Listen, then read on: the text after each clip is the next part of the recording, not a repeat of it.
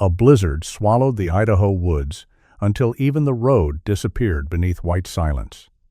Inside his cabin, retired Navy SEAL Ethan Vale thought the night would bring only wind, fire, and old memories. Then a faint scratching came from the frozen woodshed beside his home. Under torn canvas and snow-covered firewood, he found a wounded German Shepherd mother curled around 3 newborn pups. She was starving, bleeding, and too weak to stand, but still guarding her babies with the last strength she had. Ethan wrapped them in his coat and carried them toward the fire, not knowing this one act of mercy would change his life.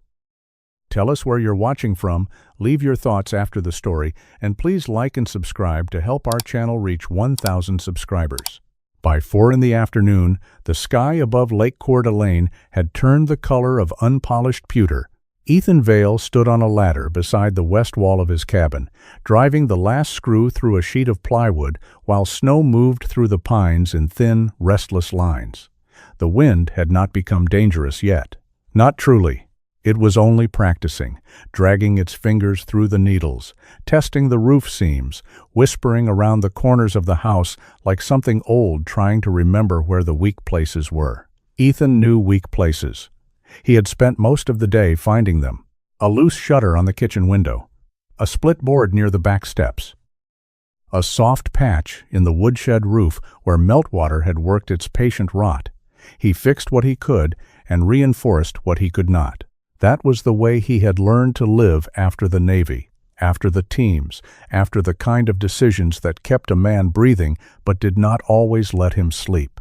He was 51 years old, tall at a little over 6 feet, broad through the shoulders, still hard in the way men became when they chopped their own wood and carried their own burdens without ceremony. His face was long, almost square at the jaw, with high cheekbones, a faint break along the bridge of his nose, and winter-weathered skin lined around the eyes. His hair, dark brown once, now carried silver at the temples and refused to stay as neat as military years had demanded. A short, uneven beard shadowed his jaw, gray showing most at the chin. He wore his usual work clothes for harsh weather.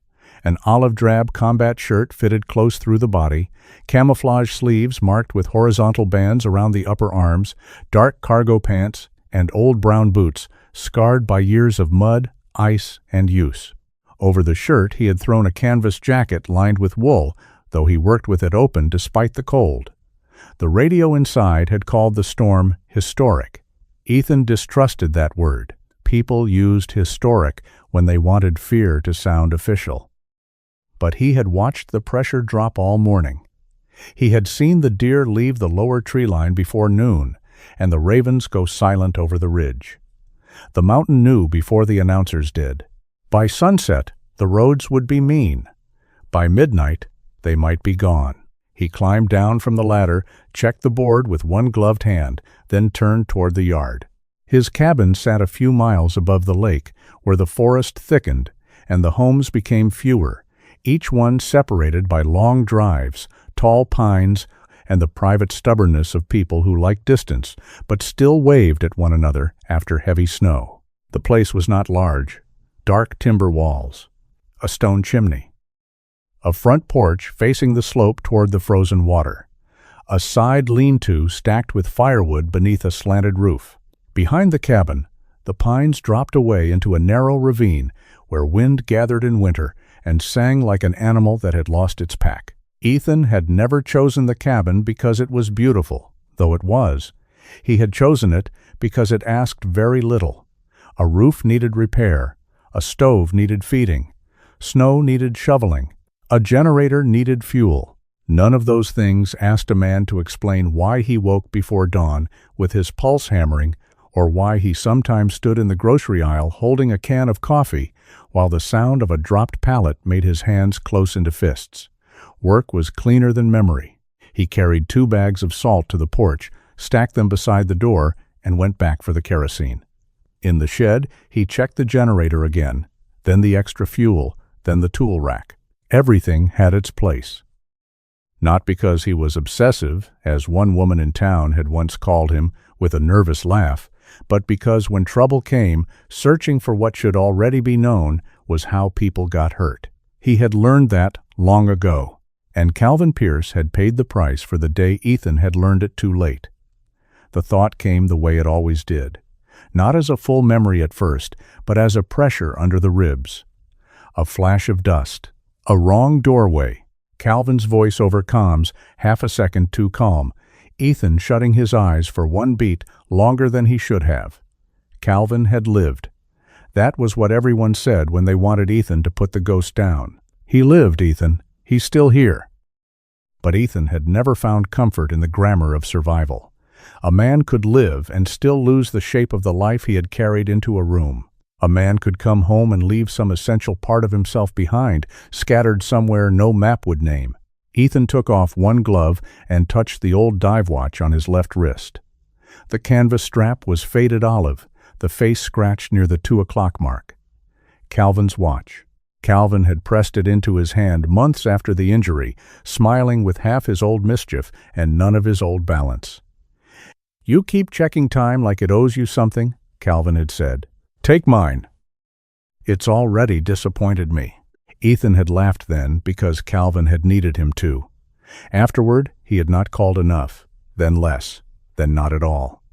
The wind struck harder suddenly, throwing snow off the roof in a white sheet. Ethan lowered his hand from the watch and went back inside. The cabin smelled of pine smoke, old wool, coffee, and canned stew warming on the stove. He moved through the rooms with practiced economy, locking windows, checking batteries, setting 2 lanterns on the kitchen table. He laid out a first aid kit, not because he expected injury, but because expecting nothing had always seemed arrogant to him. Outside, the storm thickened. The last visible line of the lake disappeared behind snow. The pines became dark strokes in a white world. The cabin lights reflected in the windows, turning the glass into black mirrors where Ethan saw himself in pieces. The shoulder, the beard, the eyes that looked older when the room was quiet. He ate standing at the counter, one hand around a chipped mug of coffee gone too strong, the other turning the radio dial until the weather report cleared. Blizzard warning remains in effect through tomorrow evening. He listened without expression. Heavy snowfall, whiteout conditions, wind gusts, impassable roads. Stay indoors unless travel was absolutely necessary. Ethan gave a dry breath that was almost amusement. "Good advice," he muttered to no one. The cabin answered with fire noise and the low ticking of the stove. That was how evenings usually went. No drama, no visitors, no need to perform normalcy for another person. He would bank the fire, check the door locks, read 3 pages of a book without remembering them, and wake sometime after 2 with his body convinced it had heard a sound from another life. But that night, just as he lowered himself into the chair near the hearth, something scraped beneath the wind. It was faint, so faint that he did not move at first. The storm had 100 small voices. Branches dragged along siding. Ice loosened under eaves. Snow slid against the porch steps. A man who lived alone learned not to answer every sound, or the mountain would train him like a bell trains a dog. Then it came again, a small, uneven scratch, not at the front door. Ethan turned his head toward the side wall, the woodshed. He stood slowly. The old alertness moved through him, quiet and complete. Not fear, something colder, something efficient. He killed the stove burner, took the heavy flashlight from the shelf near the door, and paused long enough to pull his canvas jacket closed. A third sound came, smaller than the first 2. Almost not a scratch this time, almost a breath. Ethan opened the side door and stepped into the storm. The cold came at him with teeth. Snow slapped his face and vanished against his beard. The flashlight beam shook slightly in the wind, cutting across the side yard, the stacked logs, the blue tarp tied over the chopping block. Beyond the lean-to, the forest had become a wall of white motion. He moved carefully down the steps. His boots sank into fresh snow over the crusted layer from the morning. The beam swept left to right, low first, then higher, searching for eyeshine, movement, blood, anything that did not belong there. Near the back of the woodshed, beneath the slanted roof where he had stacked old kindling and a torn tarp from last summer, something dark lay curled against the woodpile. Ethan stopped. At first, the shape looked like a shadow the storm had forgotten to carry away. Then, it lifted its head. A German shepherd. Female, too thin. Her black and tan coat was soaked flat with snow and birth fluid, the dark saddle across her back clinging to sharp ribs. Her muzzle was black, a narrow, dark mask running up between amber-brown eyes that watched Ethan with exhausted fury. One ear stood upright, the other bent slightly at the tip, damaged long before this night. Around her neck, the fur was rubbed away in a raw-looking ring where something had once held too tight. Her lips pulled back. The growl that came from her was not loud. It did not need to be. It was the sound of a gate nearly broken off its hinges, still trying to keep an army out. Ethan lowered the flashlight at once, angling the beam toward the snow instead of her face. "Easy," he said. The dog's body trembled so hard the tarp behind her quivered. Her front legs were braced, but poorly. She was not standing so much as refusing to fall. Then Ethan saw what she was curled around. 3 puppies, newborn, slick, tiny, barely moving in the hollow of old straw and damp canvas. One was tucked against her belly. One lay near her hind leg, mouth opening and closing soundlessly. The third gave a small, thin cry that pierced the storm more cleanly than any shout could have done. Ethan felt something in him recoil, not from the blood, not from the cold, not from the danger of a wounded mother dog who might bite before she understood help, from the need. It stood before him naked and undeniable, 4 lives balanced on the narrow edge between warmth and ending. He had built walls against many things, but need had always known how to find the cracks. The mother dog growled again, weaker now, though her eyes sharpened when Ethan shifted his weight. She dragged one paw over the nearest pup as if she could hide it from the whole world with that single ruined gesture. Ethan crouched several feet away. Snow settled on his shoulders. Meltwater ran down the back of his neck. He kept both hands visible and placed the flashlight gently on the ground, its beam turned aside. "No one's taking them," he said, his voice low. "Not from you." The dog did not soften. He had not expected her to.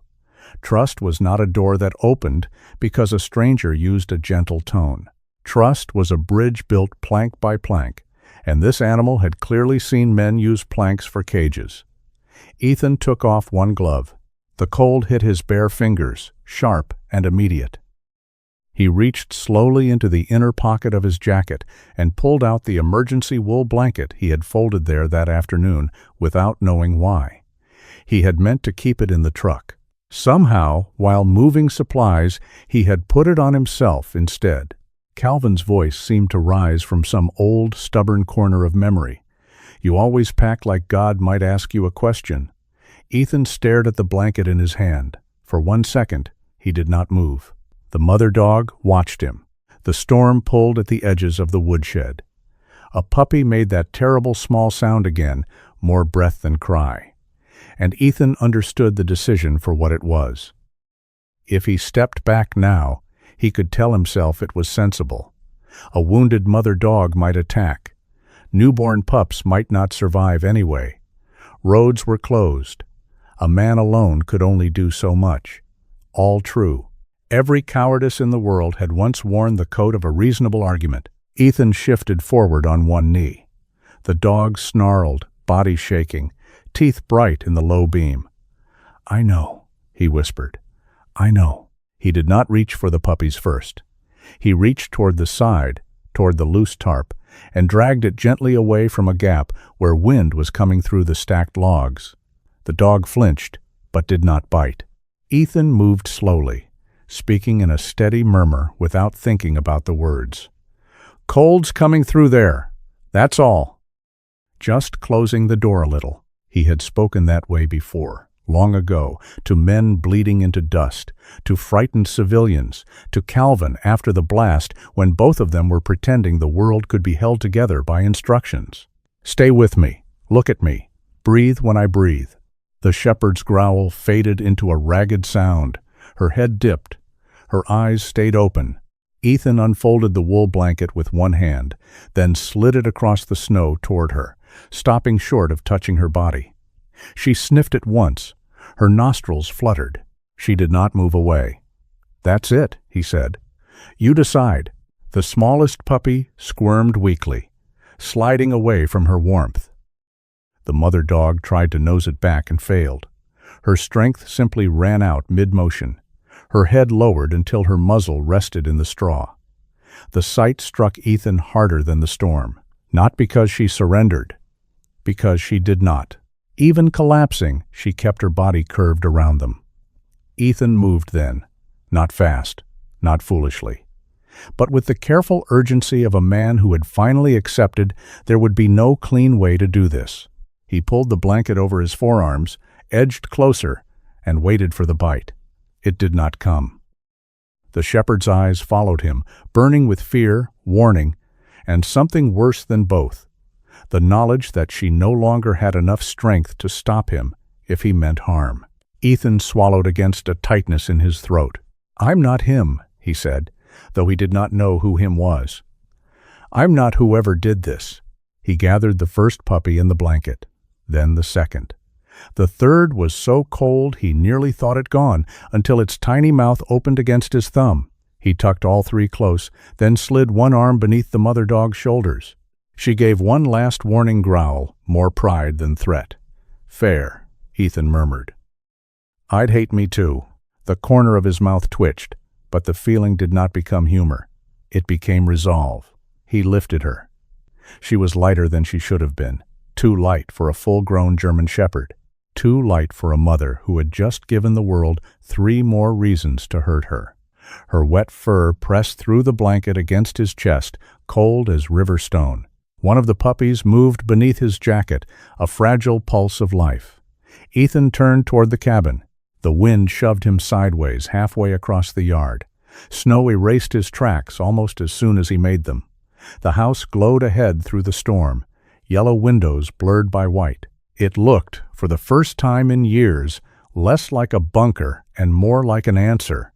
He shouldered the side door open and stepped inside. Warmth struck them all at once. The mother dog stirred weakly in his arms, panicking at the change, but Ethan lowered himself to the floor near the hearth before she could thrash. He had already spread old towels there earlier to dry his boots. Now he kicked them into a nest, grabbed 2 wool blankets from the bench, and built a rough hollow beside the fire, close enough for warmth, not close enough to scorch. He laid the puppies down first. One moved, one cried.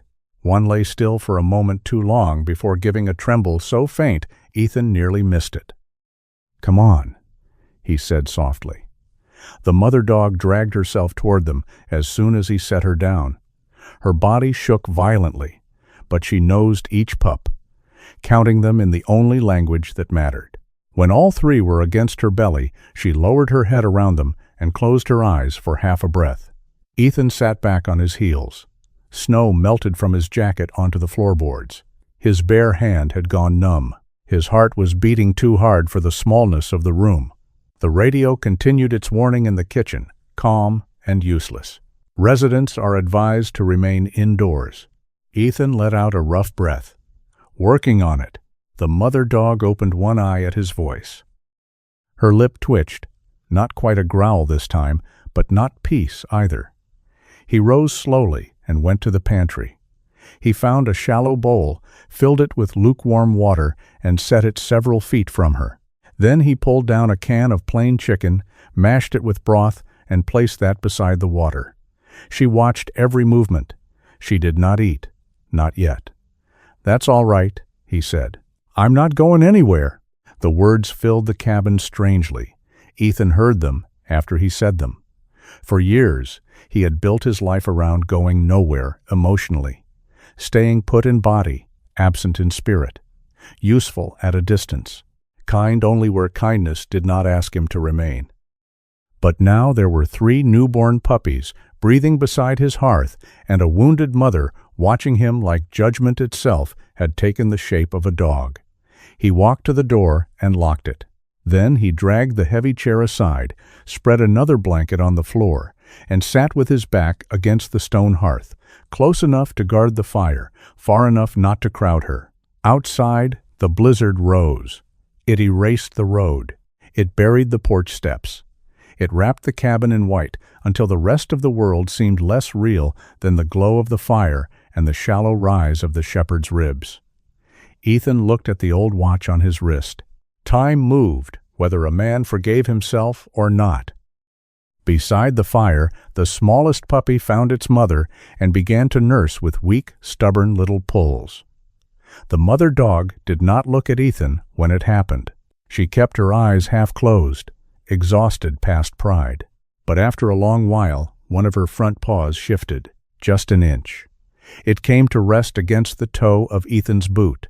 Not trust, not gratitude, only contact.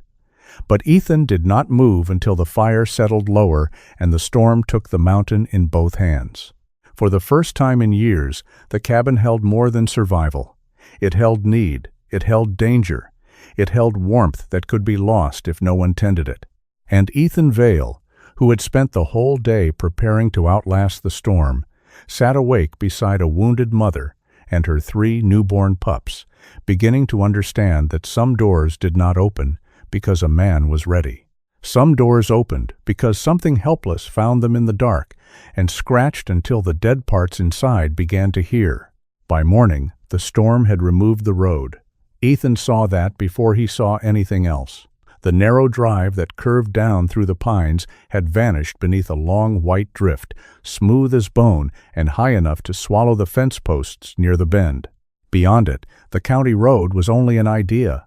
The forest stood blurred behind sheets of snow, and the lake below had disappeared completely, as if the mountain had folded the world away and left the cabin floating alone inside a white silence. The radio kept talking. Road closures, downed lines, emergency travel only, wind chill warnings, crews unable to reach higher roads until conditions improved. Ethan listened with one shoulder against the kitchen doorway, a mug of coffee cooling in his hand. The old part of him cataloged the information cleanly. Impassable access, limited medical options, power uncertain, heat stable for now, food adequate, water adequate, generator functional. Then the smaller sound came from near the hearth, a puppy's cry. The clean list inside Ethan's mind broke apart. He set the mug down and crossed the room. The German shepherd mother lifted her head before he was halfway there. She had slept in pieces through the night, never fully surrendering to exhaustion. Her black and tan coat had dried in uneven patches, the dark saddle along her back still clumped with old dampness. The raw ring around her neck looked harsher in daylight. One ear stood watch. The damaged tip of the other bent forward slightly, giving her the look of a tired soldier who had refused to leave her post even after the battle ended. 3 newborn pups lay against her belly beneath a folded towel. They were so small that Ethan had to remind himself they were dogs at all and not little scraps of breath. One shoved blindly toward warmth with surprising force. One stayed tucked beneath the curve of its mother's leg. The smallest made a thin sound, then lost the strength to finish it. Ethan crouched, keeping his movements slow. The mother dog's eyes fixed on him. "I know," he said quietly. "I'd be suspicious of me, too." She answered with a low warning. It was weaker than the night before, but it still carried meaning. Ethan backed up an inch. Fair enough. The first problem was heat. The second was food. The third was that he knew enough to understand how much he did not know. He had patched wounds in ugly places. He had stopped bleeding with his hands. He had carried men through smoke and mud and noise. But this was different. These lives were not built like soldiers pretending they were fine until they collapsed. They were newborns, soft as wet leaves, and a mother whose body had been asked to give more than it had left. Ethan went to the small desk near the kitchen and pulled open the lower drawer. Beneath maps, old batteries, a compass, and a roll of duct tape was the orange emergency radio he kept for winter. It had belonged to the cabin's previous owner, and the antenna bent slightly to the left, but it still worked when it wanted to. He cranked it, adjusted the band, and listened through static. "Whitcomb place you on?" he said. "Only hiss." He tried again. "Mara, this is Ethan Vale. You reading me?" The radio spat, coughed, then gave him a woman's voice made rough by distance and weather. "Vale? If you're calling to ask whether I have spare cinnamon, I'm going to disappoint you." Ethan closed his eyes for half a second. Mara Whitcomb lived 3 miles north by map and nearly impossible by storm. She was 58, broad-shouldered, practical, and known in the area for fixing her own fences, insulting weak coffee, and rescuing half-frozen animals long before any official truck could get there. She had once owned working sheepdogs, then spent years volunteering with animal rescue until, according to town gossip, she got tired of people needing applause for doing the bare minimum. "I need advice," Ethan said. The radio crackled. "That sentence alone is going in my diary." He looked toward the hearth. "I found a German Shepherd last night. Female. Just gave birth. 3 pups. She's underfed, injured, cold. Roads are closed. I can't get her to Old Mill." The humor left Mara's voice, though not the steadiness. "How fresh are the pups?" "Newborn. Cord dried on one. Others still damp when I found them." "Mother alert?" "Barely. Protective. Exhausted." "Bleeding heavy?" "No. Not that I can see." "Don't bathe her," Mara said at once. "I don't care how bad she smells. You drop her temperature now, and you'll lose her faster than you can apologize. Keep the pups dry. Warm, not cooked. Near the fire, not in the fire. And knowing you, Vale, I'm saying that because you military types think precision means putting things exactly where heat lives." Despite himself, Ethan looked at the nest he had made. It was a few feet from the hearth, shielded by a chair to block drafts. "It's not too close. I'll decide that when I see whether you still have eyebrows." "What's she eating?" "Nothing yet. I put down water and broth with chicken." "Good. Small amounts. Don't crowd her. If she eats, she eats. If you hover, she'll think you're negotiating for the babies." Ethan glanced at the mother dog, who had not taken her eyes off him. "She already thinks that." "Then stop looking guilty. Animals read guilt like weather. I'm not guilty." Mara gave a dry laugh through the static. "Ethan Vale, you wear guilt like other men wear socks." He did not answer. The radio hissed between them, filled with wind. Mara softened, but only a little. "Listen to me. You can keep them alive until the roads open if you don't get fancy. Warmth, dry bedding, mother fed and watered. Check that the pups are nursing. If one keeps crying, it may be cold, hungry, or too weak to latch. You may need to help it find a nipple, but don't just grab. Move like you're asking permission from a queen with teeth." Ethan looked at the German Shepherd. "That part I understand." "Good. Congratulations, former Navy SEAL. You've been promoted to unwilling nanny of 3 hairy potatoes." The smallest pup made another squeak from the blanket. Ethan stared at it. This time the corner of his mouth moved. Not much. Not quite a smile. But enough that the cabin seemed to notice. "I'll call back if anything changes," he said. "You'll call back every 2 hours, Mara corrected. "And Vale?" "Yeah. If that dog made it to your porch in this storm after giving birth, she didn't come there by accident. Treat her like she already survived a war before she met you." The line dissolved into static. Ethan stood very still. He had avoided Mara when she tried to bring him stew 2 winters earlier. He had fixed her gate after a windstorm and left before she could invite him inside. He had always found ways to be helpful without becoming reachable. Now her voice was in his kitchen, telling him how to keep 4 lives from slipping through his hands. He went back to the hearth. The shepherd watched him with the same guarded eyes, but her head had lowered again. The strongest pup had latched properly and was pushing against its sibling with blind arrogance. Ethan looked at it and shook his head. "You," he said softly, "are trouble." The pup answered by kicking one tiny hind leg against its mother's belly. Ethan glanced at the mother dog. "She needs a name," he said, though he was not sure why he spoke aloud. The dog's eyes narrowed. "Not Duchess," he said. "You don't look like a duchess." The name came only after he changed the towel beneath the edge of the nest, refilled the water, and watched her drag herself half an inch to keep her body between his hand and the pup's. She was not graceful. She was not gentle. She was half-starved, battered, shaking, and still full of command. Mercy. The word arrived without ceremony, not because she had been shown mercy, because she had become it. A wounded creature who had every reason to let the world freeze and still chose to curl her body around life. "Mercy," Ethan said. Her ears shifted at the sound. One upright, one bent. "All right," he murmured. "Mercy it is." The 3 pups were harder. By afternoon, the bold one had earned the name Bram, after escaping the towel fold twice, each journey ending after roughly 4 heroic inches. The quieter female became Nell because she had a pale patch on one front paw and a habit of burying her face beneath her mother as if trying to disappear into safety itself. The last rounder in the muzzle, and somehow offended even in sleep, became Otis after Ethan found him lying on his back with his mouth open, looking like an old man, angry that breakfast had been delayed by birth. When Ethan told Mara the names during the next radio check, she snorted. "Bram, Nell, and Otis. That's not a litter. That's a folk band." They seemed committed to noise. "Good. Noise means lungs. Lungs mean hope. Don't get poetic about it, though. You'll scare them." "I don't get poetic." "Sure.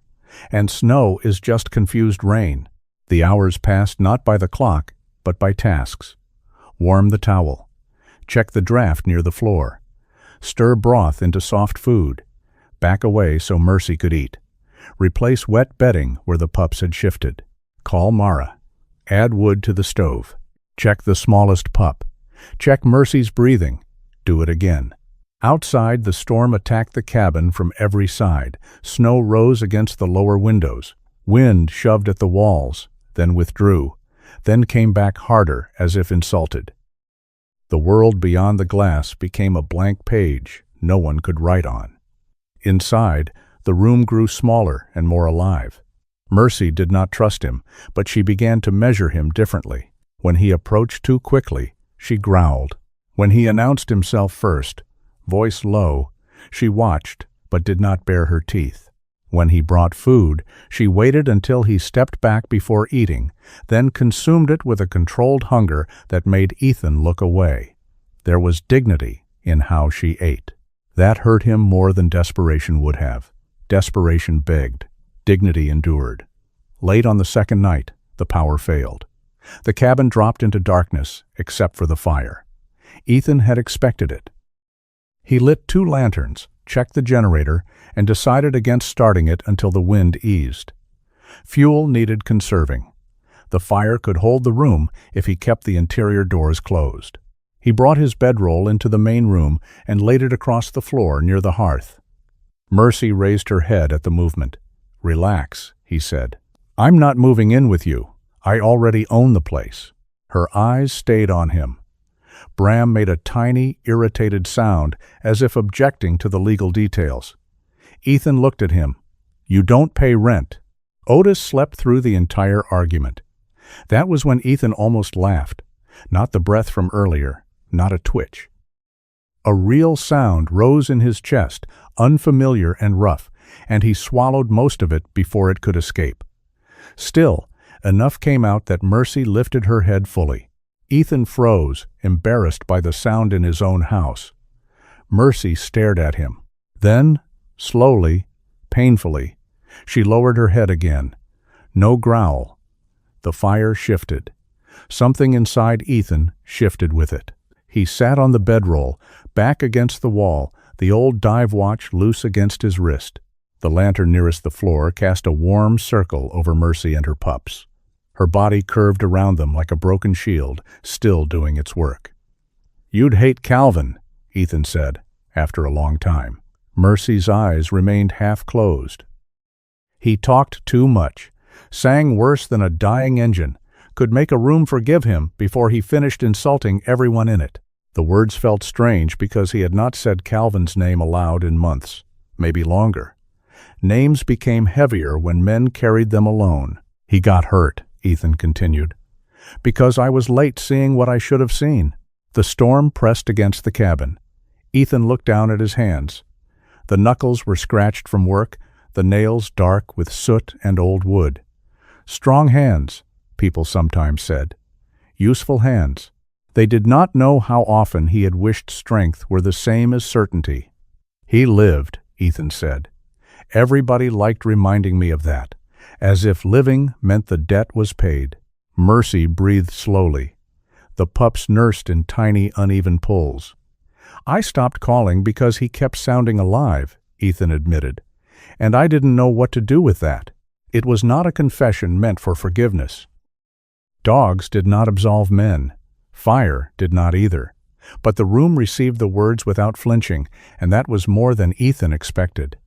Mercy opened her eyes.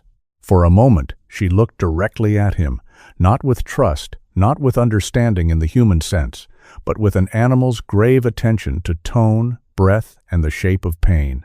Then Nell slipped sideways in the towel and began to cry. Mercy tried to nose her back, but fatigue dulled the movement. The pup rolled just beyond the warmth of her belly, tiny legs working without coordination. Ethan leaned forward. Mercy stiffened instantly. He stopped. "Nell's cold," he said softly. "That's all." Mercy's lips lifted, but no sound came out.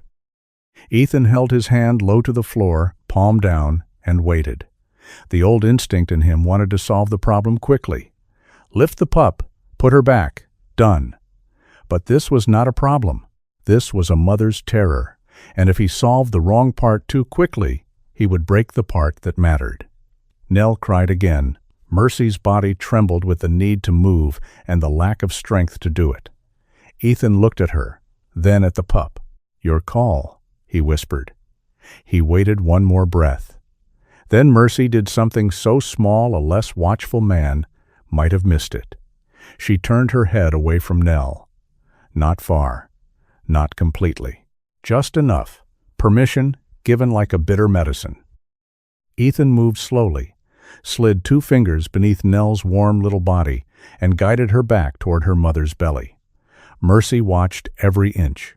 Her eyes were fierce, wet, and exhausted. Nell found warmth and quieted. Ethan withdrew his hand. Mercy did not growl. He sat back, and something inside him that had been braced for years did not collapse. Exactly. It loosened. A fraction. Like ice releasing from the edge of a dock. The storm raged through the night. By the 3rd day, the cabin had begun to smell like wet dog, wood smoke, broth, and survival. Ethan's shirt sleeves were stained with soot and milk formula from an emergency packet. Mara had insisted he keep in his pantry 2 years ago. He had no memory of agreeing to keep it. Mara, apparently, had no need for his agreement. Mercy ate more. Not enough, but more. She drank when he placed the bowl down and backed away. Bram grew louder. Otis remained committed to sleep as a philosophy. Nell worried him most, but she kept finding her way back to warmth. Ethan learned their rhythms. He learned that Mercy calmed when he spoke before entering the room.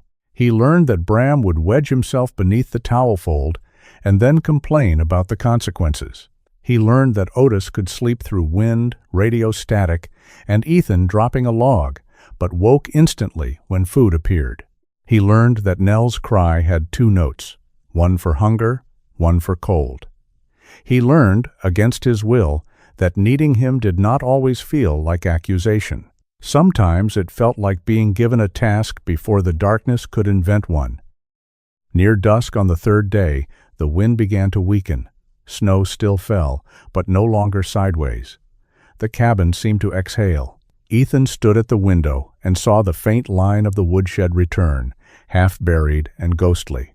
The world had not come back yet, but it had begun considering the idea.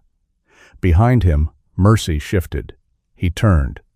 Nell had slipped again, not far. only enough that the towel bunched beneath her. Ethan crossed to the hearth and crouched. Mercy raised her head. Their eyes met. He did not speak this time. He simply waited. The mother dog looked down at Nell, then back at Ethan. No growl, no warning. Only that hard, wounded stare, asking a question no language could soften. Ethan reached in slowly and lifted Nell with both hands. The pup was warmer than before, still fragile, still impossibly small, but alive with a faint strength that pressed against his palms. He changed the damp towel beneath her, tucked a dry fold near Mercy's belly, and placed Nell back with care. Mercy watched. When he pulled his hands away, she lowered her muzzle over Nell's back. Then her front paw moved. It came forward, touched the toe of Ethan's boot, and stayed there. This time, Ethan understood it was not accident. He did not smile. The moment was too solemn for that, too small and holy in its own rough way. But he lowered his hand to the floor near her paw, not touching, just near enough that warmth could cross the space between them. "All right," he said quietly. "We'll keep going." Outside, snow fell over the buried road, over the silent pines, over the bright winter town that might as well have been a continent away. Inside, beside the fire, Mercy closed her eyes while her 3 pups nursed. And Ethan Vale, who had once believed that being needed was only another way to fail someone, stayed awake with them a little longer, guarding the fragile kingdom of towel, flame, and breath, as if it were the only country he had ever truly sworn to protect. The storm left Silverpine looking innocent. That was the first thing Ethan noticed when he drove down from the ridge with Mercy and the 3 pups wrapped in a crate behind the truck seats. Innocent was not the same as safe. He knew that. But after 3 days of white violence, the town below had dressed itself in morning light, so clean it almost seemed to be apologizing for the weather. Snow sat heavy on the roofs of the bakery, the hardware store, the feed shop, and the church with the narrow bell tower. The streets had been plowed into high white banks, and sunlight broke across them in bright sheets. Men in wool caps shoveled storefronts. Women in thick coats brushed snow from windshields. A delivery driver laughed after slipping near the curb, then bowed to his own embarrassment like a bad stage actor. Someone had tied a red scarf around the bronze elk statue in the square. It should have been funny. Maybe it was. Ethan only glanced at it once before checking the rearview mirror. The covered crate sat on the folded blanket behind him. Mercy lay curled around Bram, Nell, and Otis, her amber-brown eyes open in the dimness. She had not fought him when he carried her to the truck, but she had made her opinion clear with one low rumble when he closed the crate door. Not anger, not quite fear. More like a treaty signed under protest. "I know," Ethan said, keeping one hand steady on the wheel as the truck rolled past the square. "Town wasn't my idea either." Mercy blinked once. Bram complained from under her belly. Otis answered by making a small sleeping noise that sounded, somehow, like an insult. Ethan almost smiled, then lost the feeling when Old Mill Veterinary Care came into view. The clinic stood at the edge of the town's main street, squeezed between Calder's Bakery and a narrow alley where snow had drifted against a green dumpster. The sign above the door was painted dark blue with white lettering and a small weathered silhouette of a dog and cat sitting together. Beside it, the bakery windows glowed gold, and the smell of cinnamon, yeast, and butter pushed out every time someone opened the door. For a moment, the warmth of that smell made the whole town seem harmless. Then Mercy growled softly in the crate. Ethan looked back. Her nose had lifted. Her ears angled forward, one straight, one bent at the damaged tip. Her eyes were fixed beyond the truck window, not on the bakery, not on the people, but on the clinic door. "All right," he murmured. "I hear you." Inside Old Mill, heat hummed through baseboard radiators, carrying the familiar mixed scent of disinfectant, wet fur, paper files, and old wood. The waiting room was empty, except for a woman at the counter sorting receipts into a tray. She looked up when Ethan entered with the crate in both arms. The woman was in her early 30s, small-framed, with dark blonde hair tied in a low ponytail and tired eyes that tried to become cheerful too quickly. Her teal scrub top had paw prints near the collar. A small silver charm shaped like a dog's paw rested at her throat. "Mr. Vale?" she asked. Ethan stopped just inside the door. He had not given his name. The woman saw the change in his face and touched the papers in front of her as if they might explain her mistake. "Sorry," she said. "Mara Whitcomb called ahead on the radio line. She said you might be coming as soon as the road cleared." That was possible. Mara had promised to warn the clinic. Ethan nodded once. "She also said," the woman added, lowering her voice, "that if Dr. Vane told you to wait until tomorrow, she would personally come down here and rearrange his waiting room furniture with his body." Ethan looked at her. The woman gave a nervous, embarrassed smile. That sounded like Mara. "It did," Ethan said. "I'm Tessa Monroe." She came around the counter and held the inner door open. "Dr. Vane is ready." Ethan did not miss the way her gaze dropped to the crate, then lingered half a second too long on Mercy's face. Not pity, recognition maybe, or discomfort. It was too quick to name. He carried the crate into the exam room. Dr. Hollis Vane was washing his hands at the sink. He was older than Ethan remembered from a brief meeting years earlier at the feed store, thinner now, with a high forehead, silver hair combed to one side, and a pair of wire-framed glasses sliding low on his nose.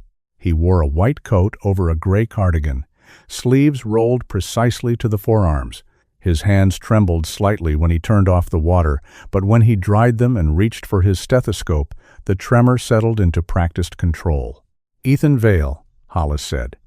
"Mara told me you found a mother dog and newborns." His voice was mild, too mild, perhaps, the kind of mild men used when they had spent decades calming animals, owners, and themselves. "Under my woodshed," Ethan said. Hollis glanced at him, then at the crate. "In the storm? Before the worst of it. That may be the difference between life and death." "I know." Hollis put on gloves. "Let's see her." Ethan opened the crate slowly. Mercy lifted her head and stared at Hollis. The room changed. It was not dramatic.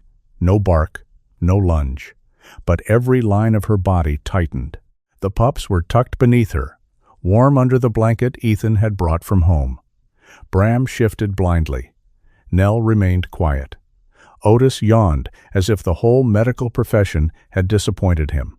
Hollis bent slightly, his face softening with professional sorrow. "Well," he said. "You poor girl," Mercy growled. Hollis did not pull back at once. That was to his credit.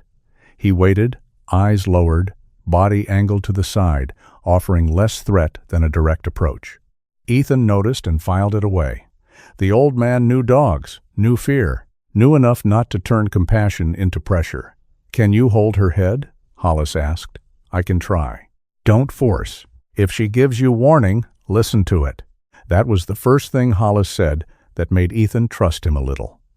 Ethan crouched beside Mercy, keeping one hand near but not on her neck. "Easy," he murmured. "We made it this far."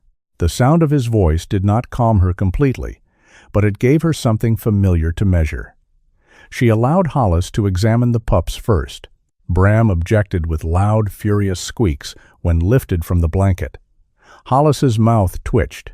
"This one has opinions." He came with those. "Good lungs." Hollis checked him quickly. "Mild dehydration. Needs to keep nursing." Nell came next. The smallest female fit into the old vet's palm like a secret. Hollis's expression tightened at her weight. "This one is more fragile." "I know." "Not hopeless," Hollis said before Ethan could ask. "But watch her. Weak pups lose ground quietly."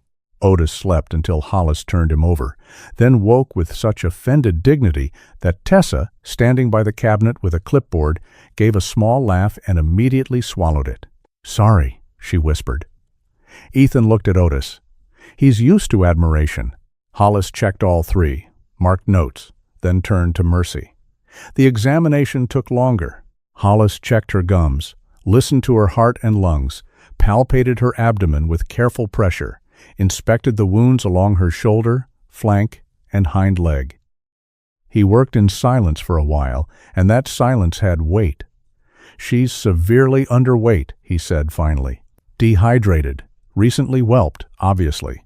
Some infection risk around the shoulder abrasion, the neck." His fingers hovered near the raw ring where fur had been rubbed away. Mercy's body went rigid.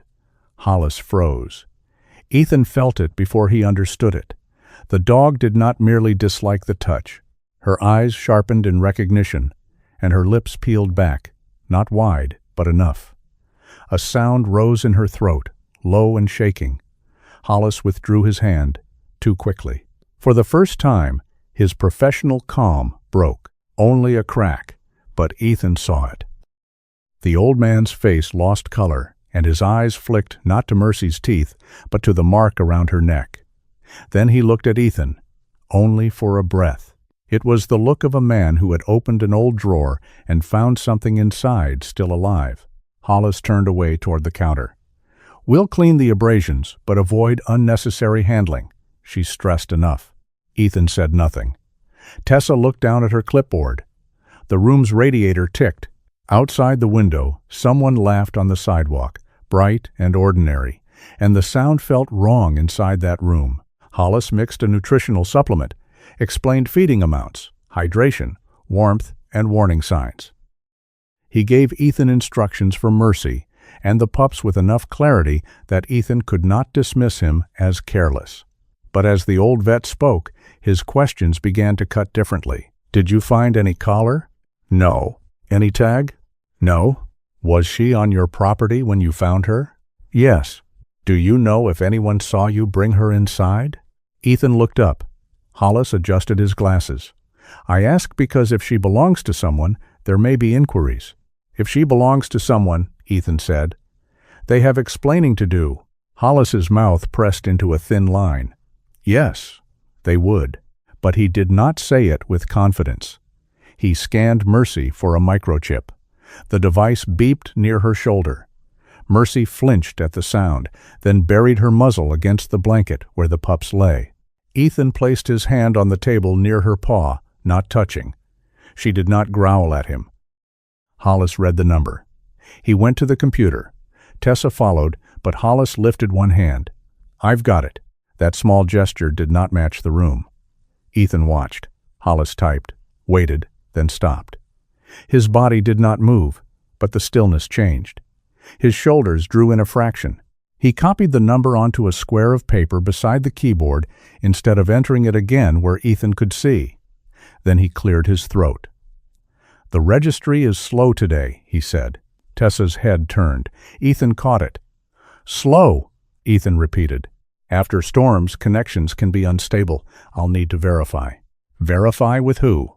Hollis removed his glasses and cleaned them with the corner of his coat. "The registry. Possibly the listed contact if one appears." Mercy's growl returned, softer now, as if the conversation itself had a scent. Ethan closed the crate with Mercy, and the pups settled inside again. He did not hurry. He paid in cash, though the bill was lower than it should have been, and Hollis did not argue when Ethan asked for printed copies of the medical findings.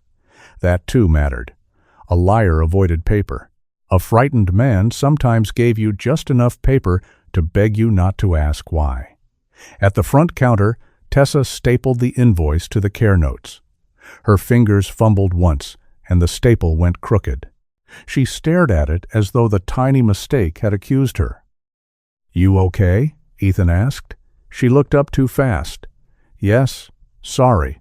Long week. Storm did that to everyone." "Right." She slid the papers across the counter.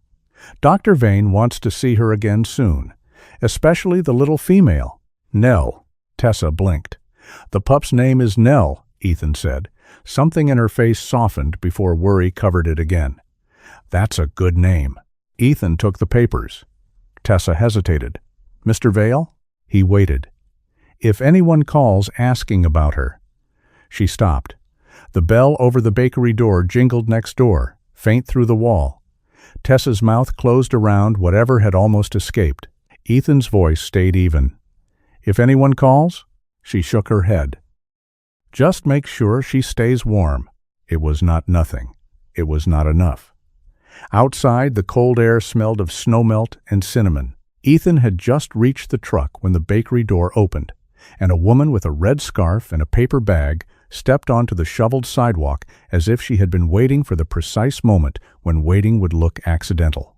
Ruth Calder was short, sturdy, and powdered lightly with flour at one sleeve. Her silver hair was bundled under a knit cap, and her cheeks were red from oven heat, cold air, or both. She had eyes that looked merry until they looked directly at you, and then they became much older than the rest of her face. "You're the man from up by the lake," she said. "I am, and that's the dog Mara," threatened Hollis over. Ethan glanced toward the clinic door. "Word travels." "Not word, Mara." Ruth held out the paper bag.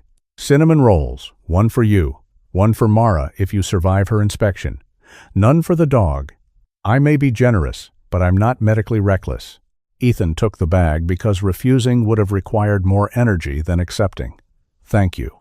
Ruth looked at the covered crate in the truck. Her humor faded just enough for truth to enter. "That dog," she said quietly, "has winter in her eyes." Ethan did not answer. Ruth turned her gaze toward the clinic window. Hollis's silhouette moved behind the frosted glass, then disappeared. "Silverpine looks prettiest after snow," she said. "Makes people proud." "Makes them forget snow covers everything the same: flower box, firewood, trash heap." Ethan studied her. "What are you telling me?" Ruth smiled, but there was no sweetness in it. "I'm telling you cinnamon rolls are best eaten warm, Mrs. Calder." "Ruth," she corrected. "Ruth."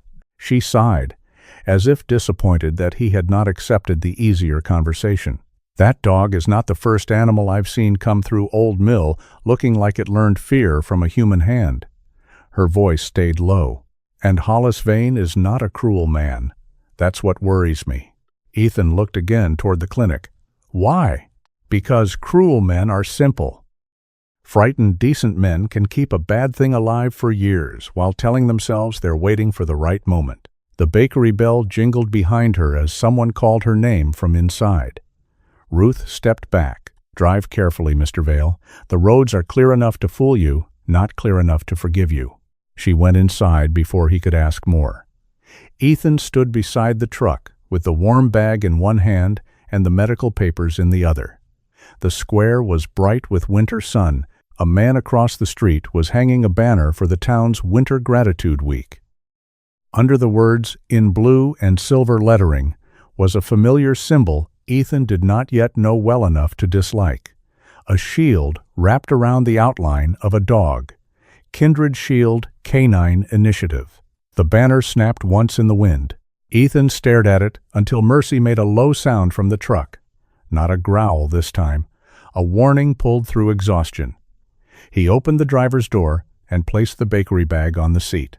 As he climbed in, he noticed Tessa watching from the clinic window. When their eyes met, she stepped back so fast she nearly vanished from the frame. Ethan started the engine. The drive home felt longer than the drive down. Silverpine fell behind him in bright pieces. Bakery windows, plowed sidewalks, wreaths on lampposts, the red scarf on the elk statue.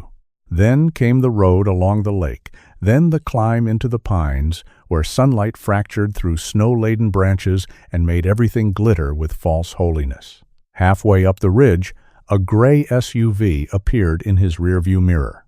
At first it stayed far back. Then it held the distance too neatly. Ethan did not change speed. He kept his hands loose on the wheel and his eyes moving. The SUV had tinted windows, clean tires for a storm day, and a front grille too polished for someone who had spent the morning digging out. Mercy lifted her head in the crate. Her ears pointed toward the rear window. Bram stirred. Nell made a soft sound. Otis, loyal to his principles, slept. Ethan passed the turnoff to Mara's road. The SUV followed for another quarter-mile. Then, just before the grade steepened toward Ethan's property, it slowed, turned into an unplowed service pullout, and disappeared behind a screen of pines. Ethan kept driving. Only when his cabin came into view did he let himself breathe fully.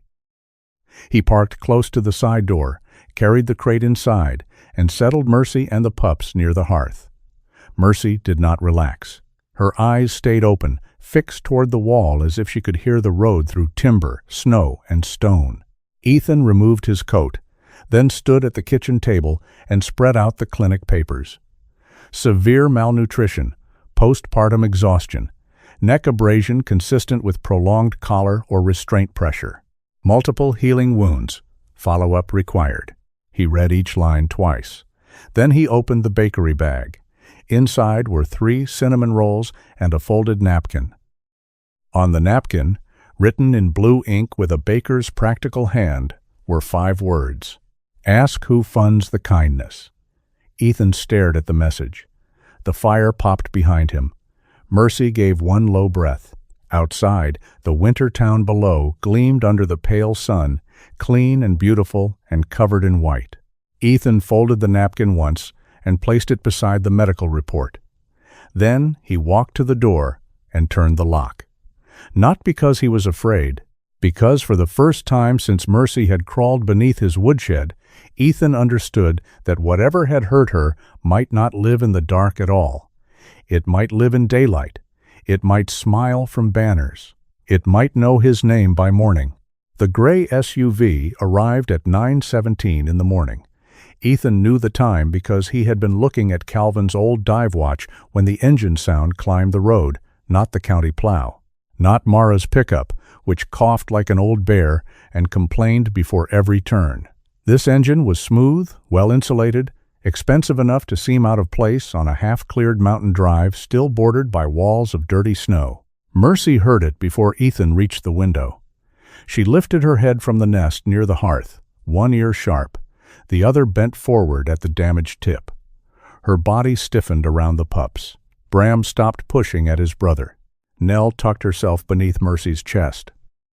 Otis, who had begun life with the soul of a retired judge, opened one eye and appeared deeply offended that the world had interrupted him again. Ethan stood at the side window and watched the SUV roll to a careful stop near the porch. Its tires were clean enough to tell him it had not come from any rough road. Gray paint, tinted glass, polished grill, roof dusted with fresh snow like powdered sugar on a lie. The driver's door opened first. A man stepped out wearing a camel-colored wool coat, dark trousers, leather gloves, and the calm posture of someone accustomed to being welcomed. He was in his mid-40s, perhaps 46, trim without looking strong, with neatly combed blonde-brown hair and a square jaw held at an angle that suggested the world had often agreed with him. His smile appeared before his eyes did. The passenger door opened.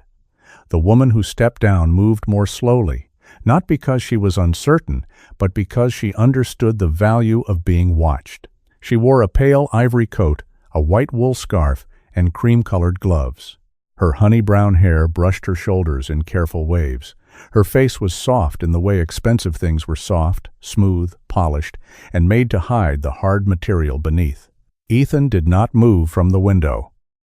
The man looked toward the cabin, then toward the tire tracks near the side door, then toward the woodshed.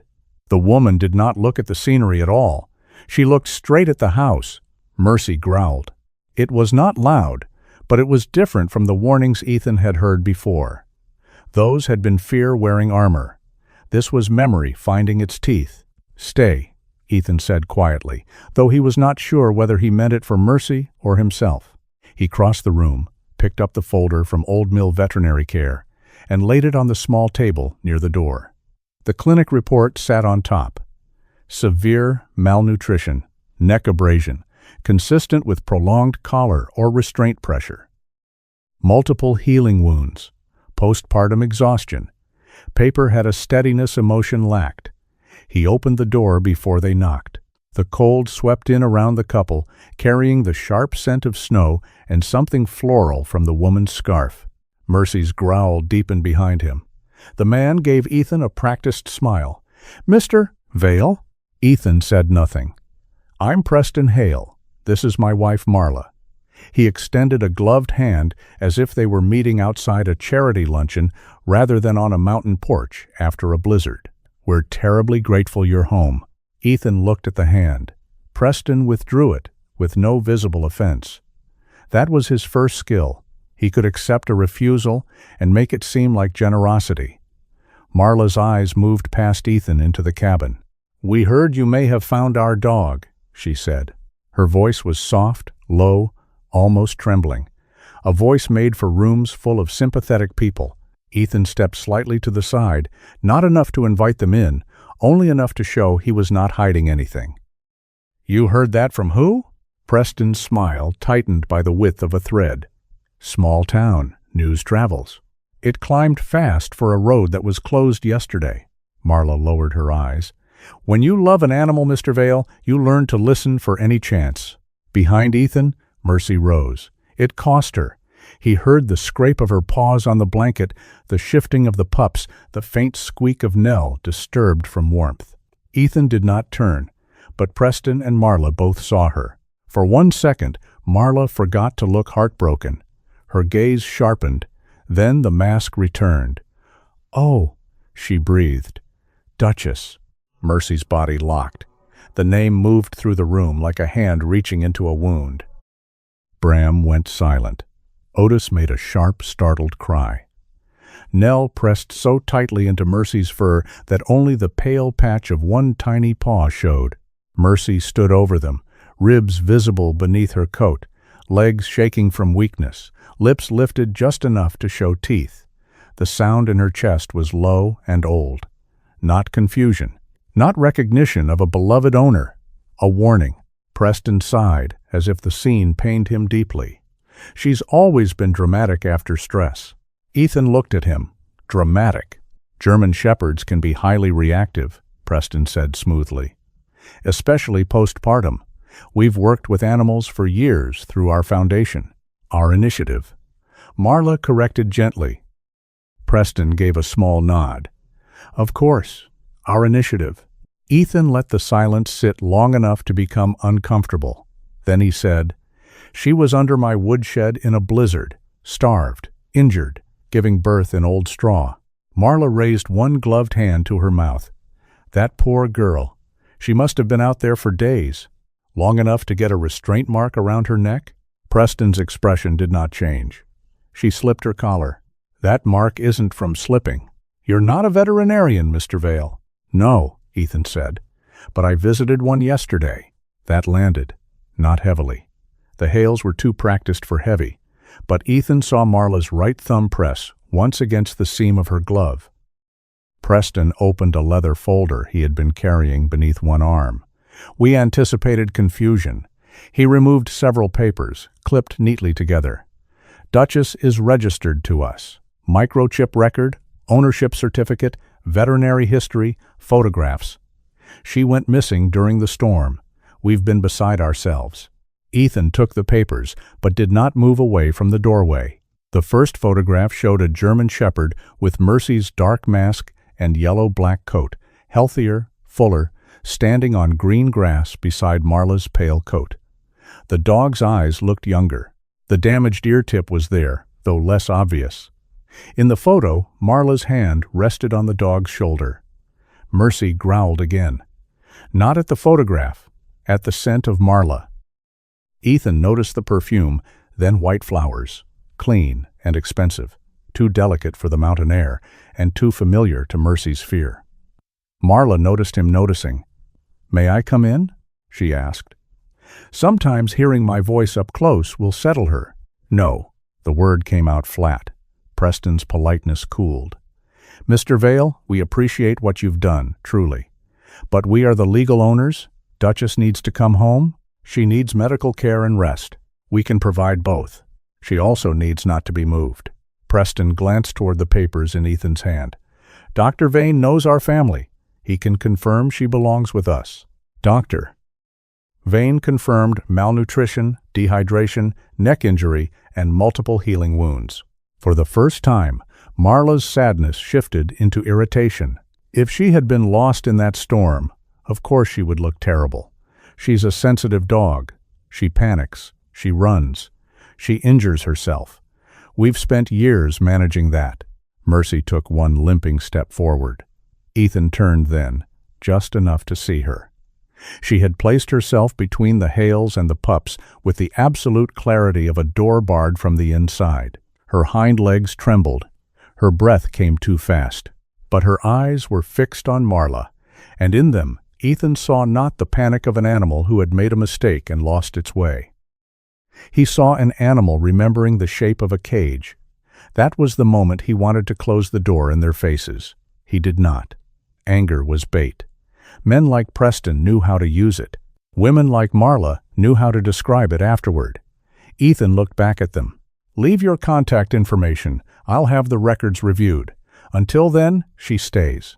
Preston's smile returned, thinner now. "You may not understand the legal position you're putting yourself in. I understand she is in emergency medical condition. Animals are property under Idaho law," Preston said. "Keeping another person's property after being notified of ownership can create civil liability.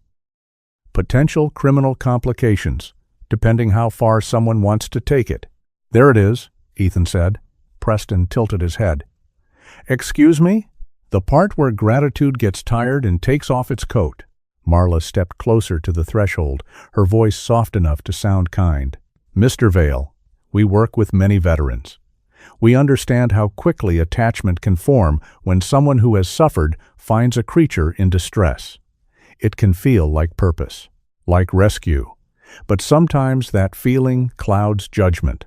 Ethan went still. Mercy's growl faded behind him, as if even she understood a different weapon had entered the room. Marla continued, careful and gentle. "No one is accusing you of anything. But men who have been through war often carry needs they don't recognize. Duchess is not a symbol. She is our dog. There were old rooms inside Ethan where words like that knew how to echo.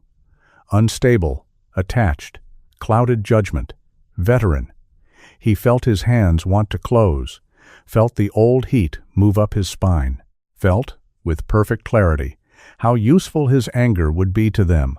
A raised voice, a step forward, a hand on Preston's coat. A single moment, they could fold into a story about a damaged man refusing to return a family pet.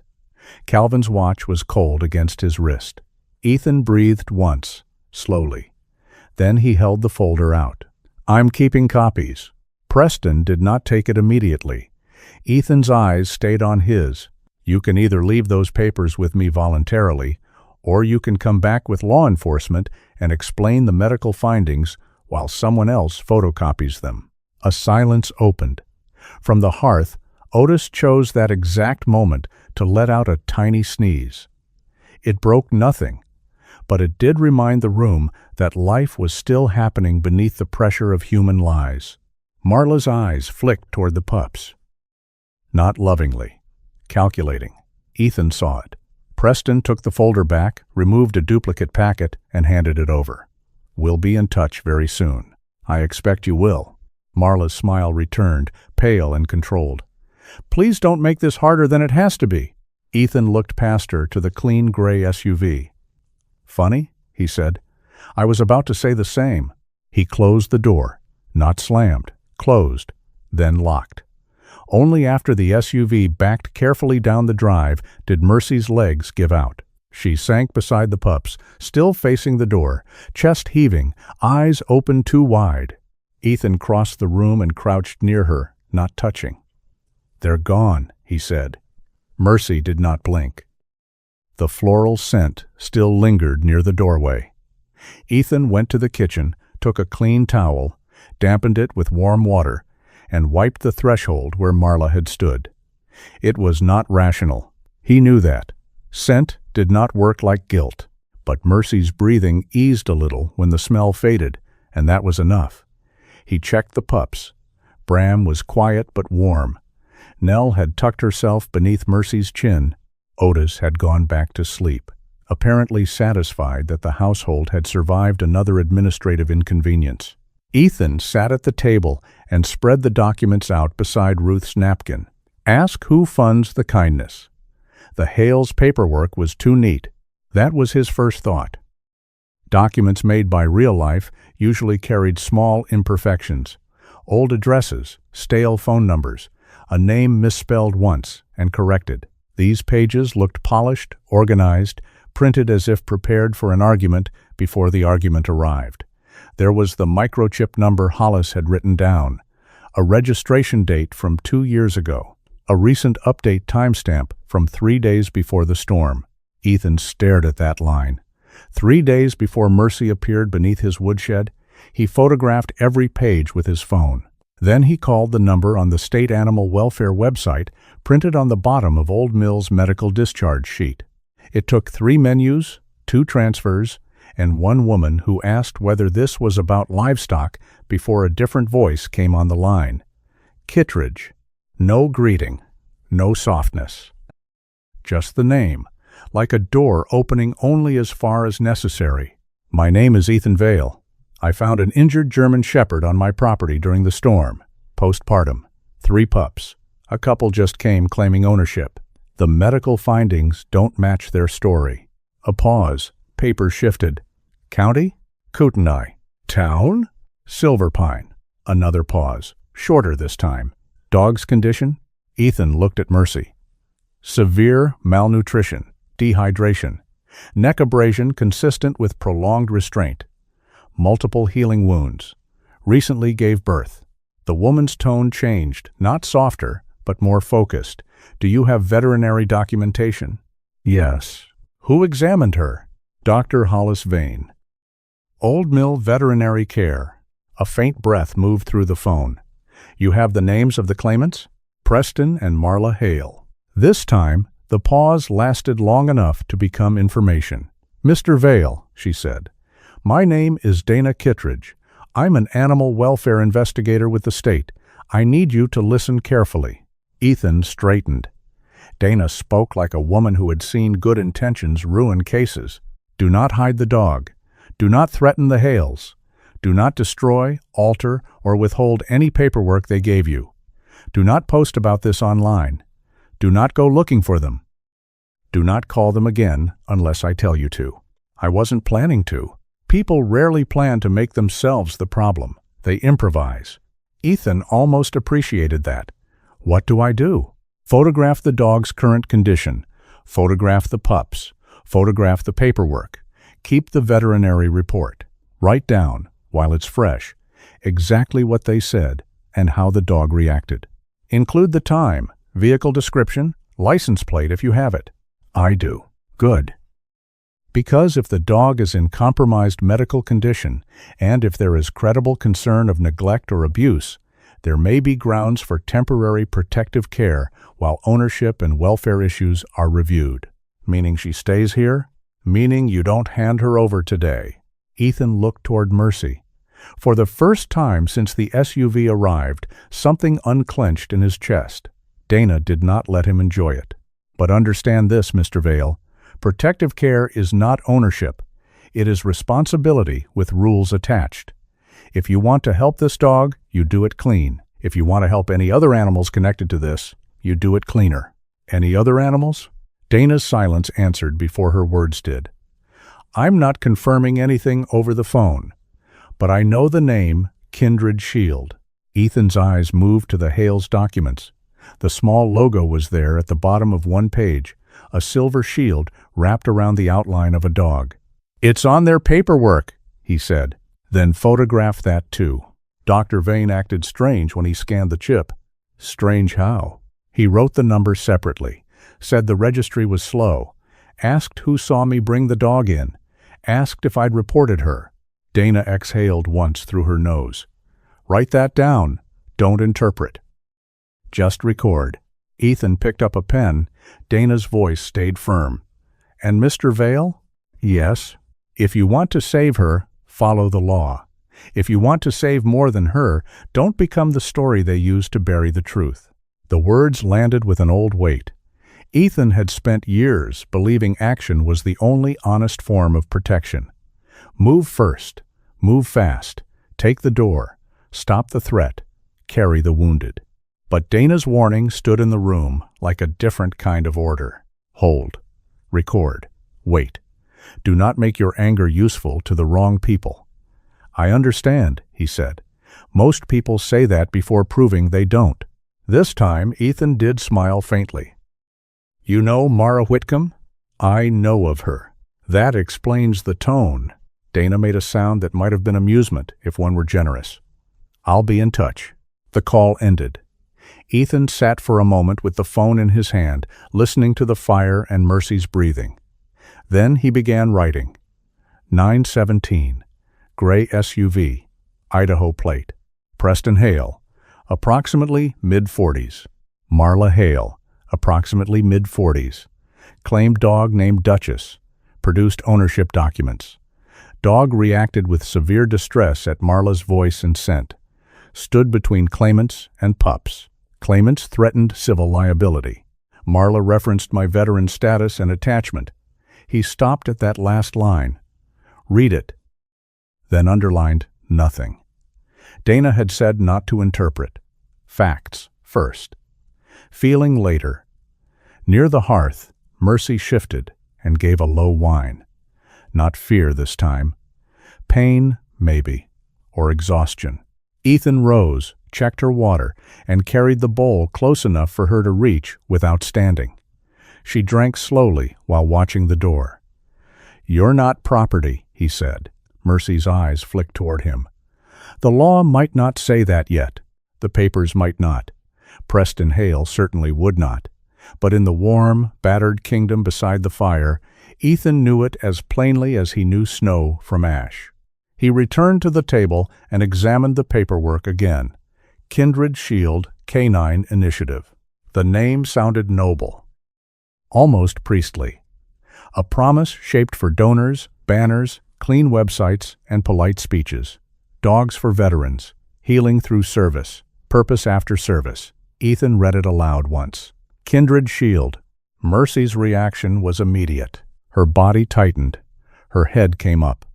A tremor passed through her shoulders, and she curled around Bram, Nell, and Otis as if the words themselves had entered the cabin wearing boots.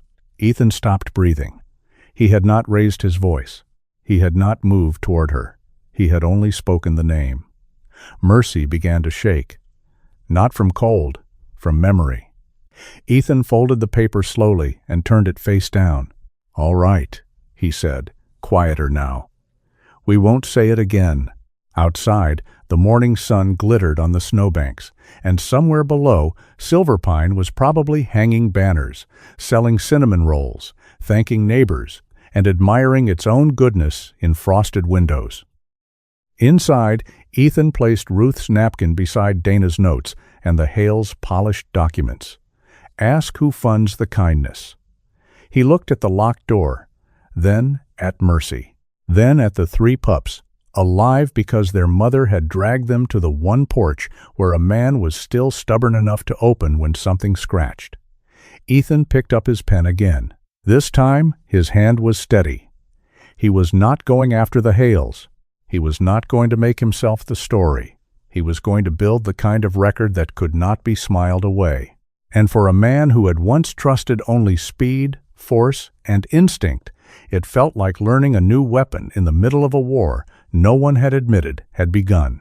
Dana Kittredge called at 7:12 the next morning and ruined Ethan's first cup of coffee before he had taken a second sip. Do not go to Kindred Shield, she said. Ethan looked out the kitchen window toward the white slope below his cabin. The road had been plowed just enough for tire tracks to scar the snow. Beyond the pines, Silverpine sat bright beneath winter sun, innocent as a church painting and twice as good at hiding cracks. I didn't say I was going. You sounded like the kind of man who would. That a professional assessment? Experience, Dana said. You have medical documents, claimant paperwork, an animal in compromised condition, and a name attached to a well-funded organization. That is the point where angry men decide they're investigators. Ethan took the coffee off the table and set it by the sink. It had gone bitter anyway. I'm not angry. Dana gave a short, humorless breath. Good. Then you'll have no trouble following instructions. Near the hearth, Mercy lay with Bram, Nell, and Otis tucked against her belly. She had eaten almost half a bowl of soft food that morning, which felt like victory, until Ethan remembered victory should not look like a starving mother managing to swallow. Bram was noisier now. Nell still worried him. Otis had discovered that rolling sideways into his siblings was an acceptable form of transportation. Mercy's eyes remained open. They had remained open more often since the Hales came. Dana continued, "I want a timeline. Photos, copies of every document, notes from the vet visit. Anything Ruth Calder gave you. But you don't confront anyone." Ethan glanced at the folded napkin on the table. "Ask who funds the kindness. What about public information? That depends what you call public. Website, flyers, newspapers. Fine, read. Don't provoke, don't trespass, don't record people where you shouldn't. Don't ask leading questions and then act surprised when they lie. You always this encouraging?" "Yes." The line clicked dead before he could answer. Ethan stared at the phone, then looked at Mercy. "She likes rules," he said. Mercy blinked once. Bram sneezed. "That's not a legal opinion," Ethan told him. By mid-morning, Ethan had spread a new map of Silverpine and the surrounding county across the kitchen table. He did not use red string because he had never trusted theatrics. He used a pencil, a ruler, and the same clean printing he had learned long before anyone called it investigation. Old Mill Veterinary Care, Calder's Bakery, Kindred Shield Office, Hale Residence, unknown, woodshed. His own cabin became a small square at the upper edge of the map, too far from town to be convenient and too close to be accidental. He opened Kindred Shield's website on his laptop. The homepage loaded with a photograph of a smiling veteran kneeling beside a German shepherd wearing a blue vest. Behind them, an American flag hung soft and perfectly lit. The slogan beneath read, "Healing those who served, one loyal heart at a time." Ethan read it twice. The words were not wrong by themselves. That bothered him most. Good words could be made into good work. They could also be polished and sharpened until they became knives no one recognized. He scrolled.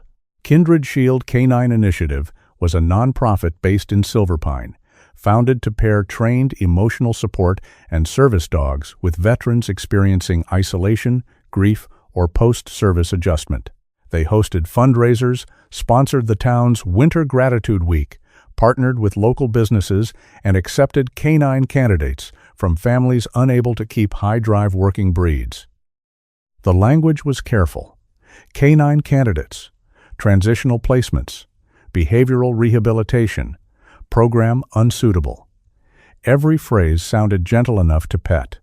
Ethan began saving screenshots. By noon, he drove down to town with Mercy, and the pups left warm behind a reinforced crate barrier, a full bowl of water, and Mara Whitcomb on radio standby. Mara had agreed to check in every 30 minutes, though she told him if he got arrested for stupidity, she would deny knowing him until spring. Silverpine was louder than it had been the day before. The town had resumed pretending the storm had been a festive inconvenience. Banners for Winter Gratitude Week stretched across Main Street. A volunteer in a bright blue vest shoveled snow outside the community hall. The same shield and dog logo appeared in windows, on donation boxes, on flyers taped to lampposts. Kindred Shield was everywhere once Ethan knew how to see it. Their office sat in a renovated brick building across from the square. Tall windows, warm lights, a wreath on the door, photographs arranged inside on white walls. In one picture, Preston Hale shook hands with the mayor. In another, Marla stood beside a woman in uniform, one hand resting on the back of a sable German shepherd. There were donation jars near the reception desk and framed newspaper clippings about hope, healing, and second chances. Ethan did not go in. He stood across the street with his hands in his jacket pockets and watched through the window as Marla spoke to an elderly couple near a display board. Her posture was gentle, her smile patient. Her ivory coat glowed beneath the office lights like fresh snow under church candles. She looked born to be believed. Ethan felt the old part of him wake, the part that could study a doorway, a guard, a pattern of movement, and know how to enter unseen. Then Dana's voice returned in memory. Don't become the story they use to bury the truth. He turned away. At Calder's bakery, Ruth had already poured him coffee before he reached the counter. You have the face of a man who has read a nonprofit website, she said. Ethan accepted the mug. Is there a specific face for that? Yes, it's halfway between seasick and baptized. The bakery was warm enough to fog the windows. Cinnamon rolls cooled on metal racks. A radio played low behind the counter. Ruth wore a flour-dusted apron and a red scarf knotted at her neck, and she moved through the place with the authority of a woman who had survived 63 winters and several fools per season. Ethan sat at the small table near the back, away from the window. Ruth followed with a plate. I didn't order. Men like you never do. That's why God invented women who ignore them. He looked at the cinnamon roll. I need information. You need calories too. Talk after one bite. Ethan took a bite, because fighting Ruth Calder in her own bakery seemed tactically unsound. She sat across from him and lowered her voice. Kindred Shield came in shiny. That was 5 years ago. Big speeches, dogs for veterans, healing for heroes. They used those words like church bells. You believed them? Everyone wanted to. Ruth's face changed, not hardening exactly, but losing its bakery warmth. Silverpine likes being the kind of town people photograph. Snow, flags, charity drives, men holding doors open. A place like that doesn't enjoy being asked where the money goes after the picture is taken. What did you see? Not enough. That's the curse of it. She tapped the table once with a floury finger. A shepherd mix behind the feed store, ribs showing. A Malinois picked up near the North Road, so frightened of car doors, she urinated when one opened. A woman crying outside Kindred Shield because she'd surrendered her dog for training, and they wouldn't tell her where he'd gone. Did you report it? I told Hollis. I told Nolan Greer. I called the county line twice. I got sympathy, which is what people give when they want to feel kind without moving. Ethan wrote nothing. Not yet. He let the words settle. Ruth leaned closer. Some folks handed over dogs because they thought they were helping veterans. Some were poor and couldn't manage a working breed. Some were grieving. Kindred Shield knew how to make surrender sound noble. At the front of the bakery, the bell jingled. 2 customers came in laughing about snowbanks. Ruth raised her voice, cheerful as sunshine. Morning, Dell. Fresh apple turnovers today. The customers ordered, paid, left. Ruth's smile faded the moment the door closed. You asked who funds the kindness, she said. Look at who buys the silence. The sentence stayed with Ethan long after he left the bakery. He did not go to Kindred Shield. He went to the public library. The Silverpine Library occupied the old train depot, a low stone building with a green roof and windows framed in frost. Inside it smelled of paper, dust, wool coats, and the faint sweetness of old wood warmed by radiators. A librarian with silver glasses pointed him toward local newspapers, archived on a computer, and then pretended not to watch him search. Ethan found articles. Kindred Shield receives Regional Philanthropy Award. Winter Gratitude Week raises record funds. Local couple brings healing to veterans through canine companions. Preston Hale appeared often. Marla more often than her husband's shadow suggested. She was in the background of nearly every photo, hand on a leash, arm around a donor, eyes on the camera only when it benefited the story. Ethan kept searching. A phrase appeared repeatedly in small text beneath program announcements. Canine intake facilitated through approved foster channels. Another, breeding suitability assessments conducted off-site. He paused on that one. Public charity language had a way of walking up to the edge of confession and calling it administration. He printed the articles. At 2:40, his phone buzzed. Unknown number. He let it ring once, then answered. Vale. A woman breathed on the other end. For a moment, nothing else came. Then Tessa Monroe said, I shouldn't be calling you. Ethan sat still at the library computer. Then why are you? Because Duchess. She stopped. Her voice shook. Mercy! Because Mercy looked at Mrs. Hale yesterday like— She could not finish. Like what? Like every dog I told myself I didn't understand. Ethan turned away from the computer screen. Tessa, if this is about yesterday, I thought I was helping, she said quickly. Kindred Shield has a lost dog contact list. Dr. Vane never liked it, but the clinic agreed years ago. If a German Shepherd or Malinois comes in without clear ownership, we send a notice.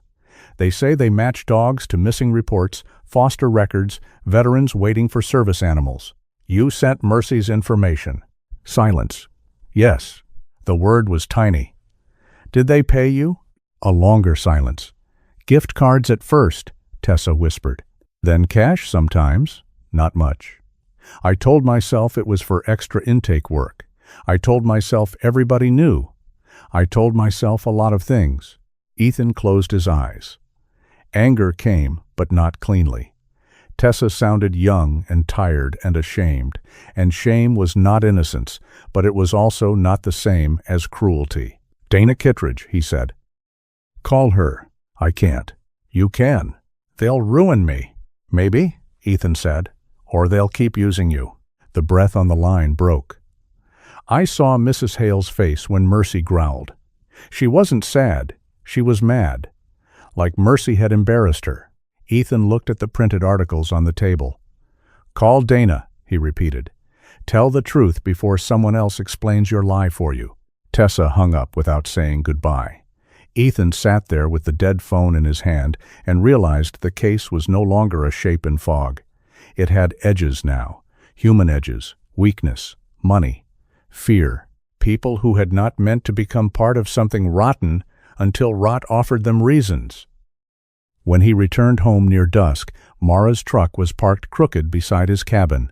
She stood on the porch in a green parka, red knit hat, and boots caked with snow, holding her orange radio like a weapon she had owned since the Old Testament. Mercy was inside by the fire, unharmed, watching through the window with the wary pride of a queen forced to accept temporary staff.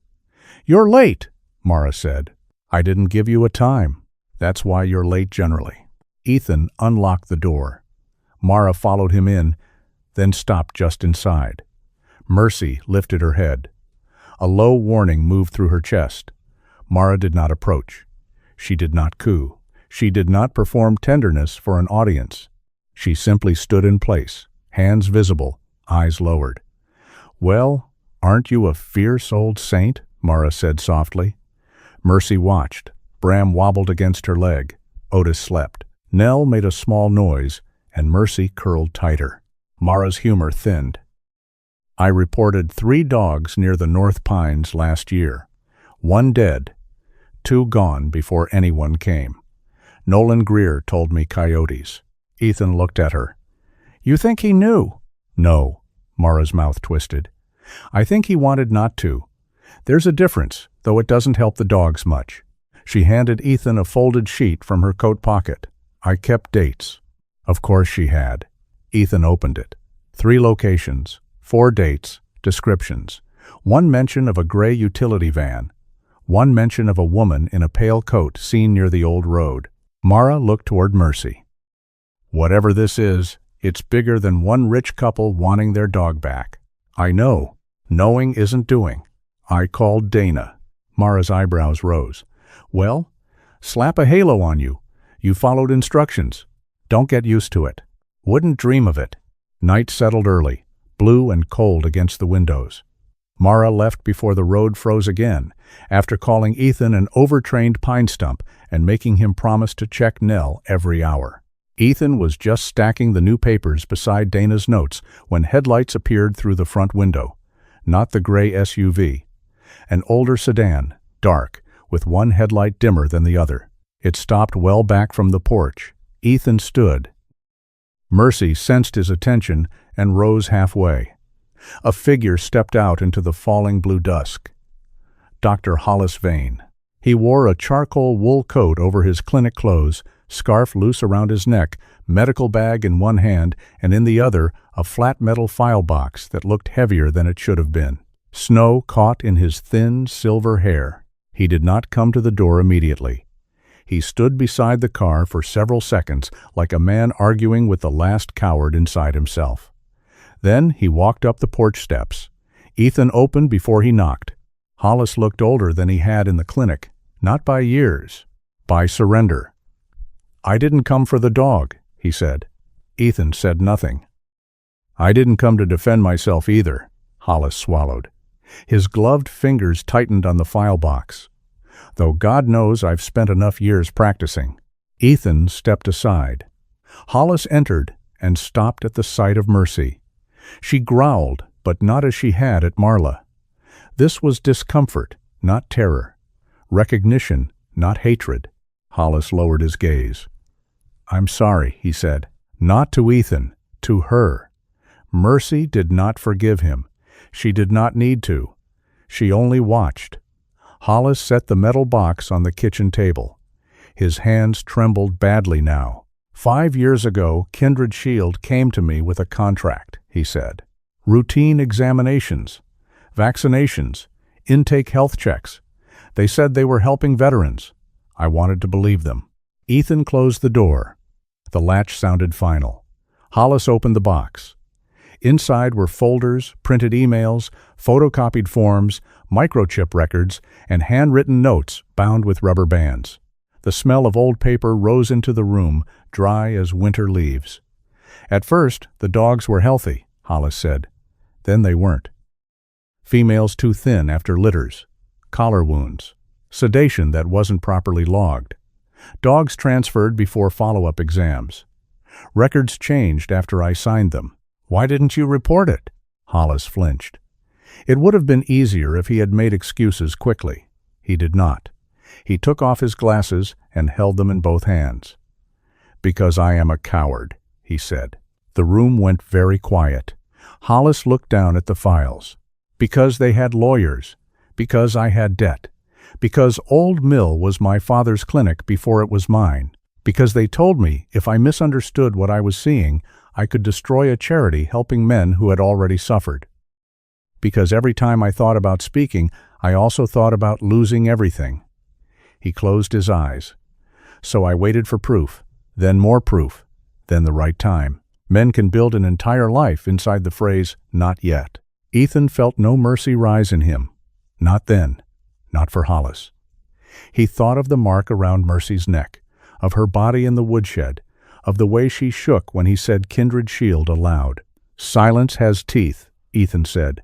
"It bites slower, but deeper." Hollis opened his eyes. "Yes," he whispered. "I know." He pushed the first folder across the table.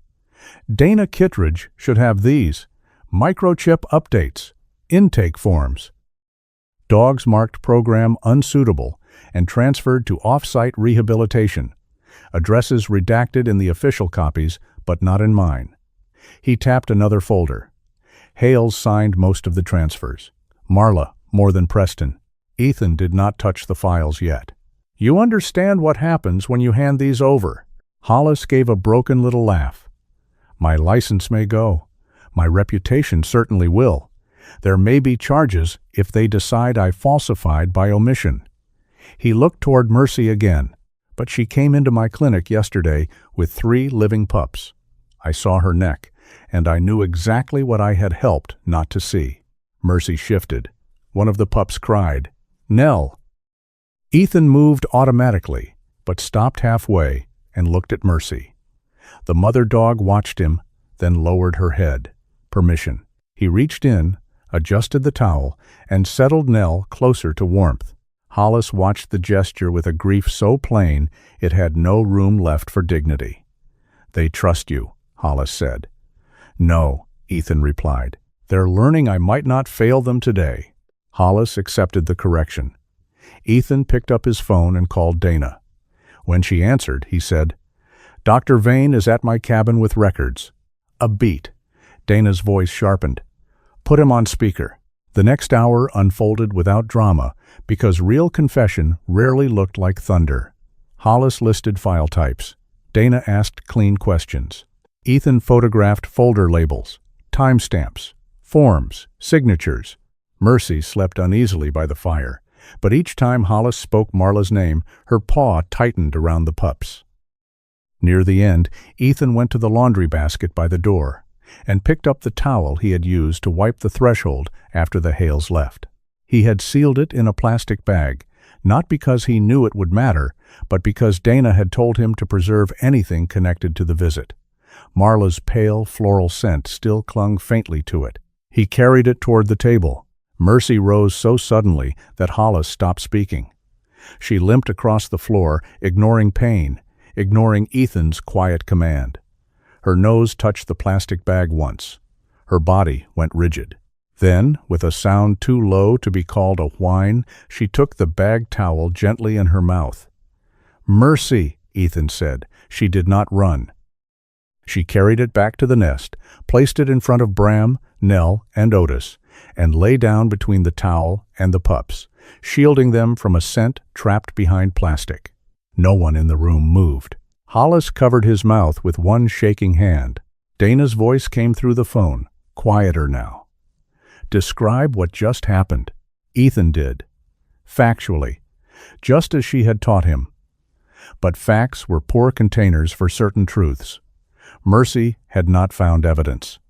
She had recognized a piece of her old world and placed her body between it and her children. To Ethan, that was the clearest testimony in the room.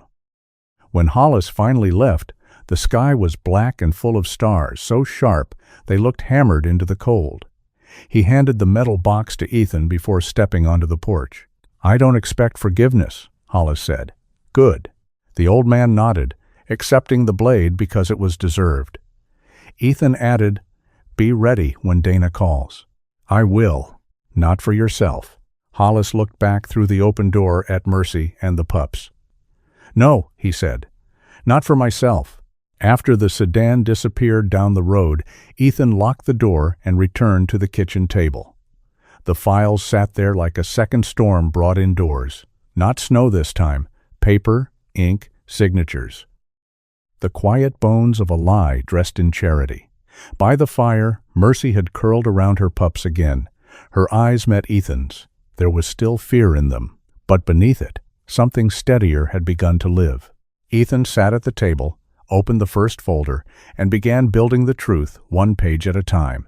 Dana Kittredge arrived at Ethan's cabin before sunrise with a warrant folder under one arm and frost on the shoulders of her dark jacket. She did not come inside right away. She stood on the porch, looking past the rail toward the pines, as if measuring the mountain for how many secrets it could hold. The cold made her breath visible. Her short dark hair, streaked lightly with silver, was tucked behind one ear, and her eyes had the kind of tired focus Ethan had seen in people who no longer mistook urgency for speed. When he opened the door, she held up the folder. "Emergency inspection order," she said. "Limited scope. Animal welfare grounds. We do this clean." Ethan looked at the papers, then passed her to the two state vehicles parked behind her truck. Farther down the drive, an animal rescue van waited with its engine running softly. "So it was enough," he said. Hollis's records were enough to ask. Tessa's messages were enough to push. Mercy's medical report gave it teeth. Your notes helped. Ethan absorbed that without pride. Pride would have felt out of place while Mercy lay inside by the fire, still thin beneath her yellow and black coat, Bram and Otis half asleep against her belly, Nell tucked near the safest part of her mother's chest. Dana studied him. "You're coming as a witness and reporting party, not as muscle. Not as command. Not as whatever part of you wants to fix this with your hands." Ethan's mouth tightened. "I know." "No," Dana said. "You understand the words. That's not always the same." Behind her, Mara Whitcomb stepped out of the animal rescue van wearing her green parka and red knit hat, carrying a box of blankets as if it had offended her personally by being heavy. Ruth Calder climbed out after her with 2 paper bags and the stern posture of a woman prepared to feed an entire law enforcement operation against its will. Dana glanced back. "I told them they could help at the staging area. I did not invite a bakery." Ruth lifted one bag. "That's why the Lord invented loopholes." Mara called toward Ethan. "You planning to stand there looking haunted all morning, or are we rescuing dogs before my knees unionize?" Ethan almost answered, but the sound from inside stopped him. Mercy had risen. She stood near the hearth, weak but alert, head angled toward the door. The damaged tip of one ear tilted forward. She had heard the vehicles, heard the tension, maybe heard something in Ethan's breathing that told her the day was no ordinary day. Dana stepped carefully into the doorway, but did not approach her. "We can leave her here," Dana said. "Safest option." Ethan looked at Mercy. The dog stared back, and he knew with a strange, unwanted clarity that if he left her alone now, she would spend the day fighting ghosts she could not see. But bringing her too close to danger would be cruelty disguised as purpose. "She goes only as far as the staging van," Ethan said. "Heated crate. Mara stays with her and the pups. She doesn't go inside." Dana considered that. "Mara?" Mara leaned around the doorframe. "I have handled mean rams, terrified collies, and Ethan Vale before coffee. I can sit with a mother dog." Mercy growled softly at her. Mara nodded. "Reasonable." Dana looked back at Ethan. "The moment she shows serious distress, she leaves." Yes, it took 20 minutes to prepare them. Mercy did not like being moved, but she allowed Ethan to guide her into the padded crate inside the rescue van after he placed each pup in first. Bram objected loudly. Nell curled into the blanket. Otis slept through the transfer with an arrogance that suggested he had hired staff for this exact purpose. Mercy only settled after Ethan put one hand against the crate door and waited. Her paw moved forward. It touched his knuckles through the mesh. Not trust freely given, not yet, but enough. The convoy left the cabin as sunrise touched the snow. The road north of Silver Pine wound through thick pines glazed white by the storm. Morning light struck the branches and scattered in bright fragments, turning the forest beautiful in a way that made Ethan uneasy. Beauty could distract. Beauty could excuse. A place could look like a chapel and still be built over a pit. Dana rode in the passenger seat of Ethan's truck, reviewing the order one last time. "Registered property name is Northridge Canine Behavioral Annex," she said. "Owned by a holding company. Leased to Kindred Shield. Listed purpose: rehabilitation of high-drive working dogs awaiting placement." Sounds expensive. It is. Their donors like words that feel technical. And if they refuse entry? State police handle it. Ethan's hands stayed loose on the wheel. The old instinct in him wanted to arrive first, observe angles, count exits, decide who stood where. He could feel it working beneath his ribs like a second pulse. But this was not a raid in his old life. No one had given him a weapon. No one had asked him to take a door. That bothered him more than he wanted to admit. Dana saw it. "War rewards speed," she said, without looking at him. "Sometimes. Law rewards patience. Sometimes. Today, patience is what keeps the evidence alive." Ethan gave a dry breath. "That's supposed to comfort me?" "No, it's supposed to stop you." Ahead, the pines opened. The greenhouse appeared in a basin of snow. At first glance, it was almost pretty. Long glass panels caught the morning sun. The metal frame had been painted dark green. Frost feathered the roof edges. A gravel lot had been plowed in front, and two white Kindred Shield vans sat near the side entrance. A small sign by the gate read, "Northridge Behavioral Annex. Authorized personnel only." Beyond the building, steam rose faintly from vents.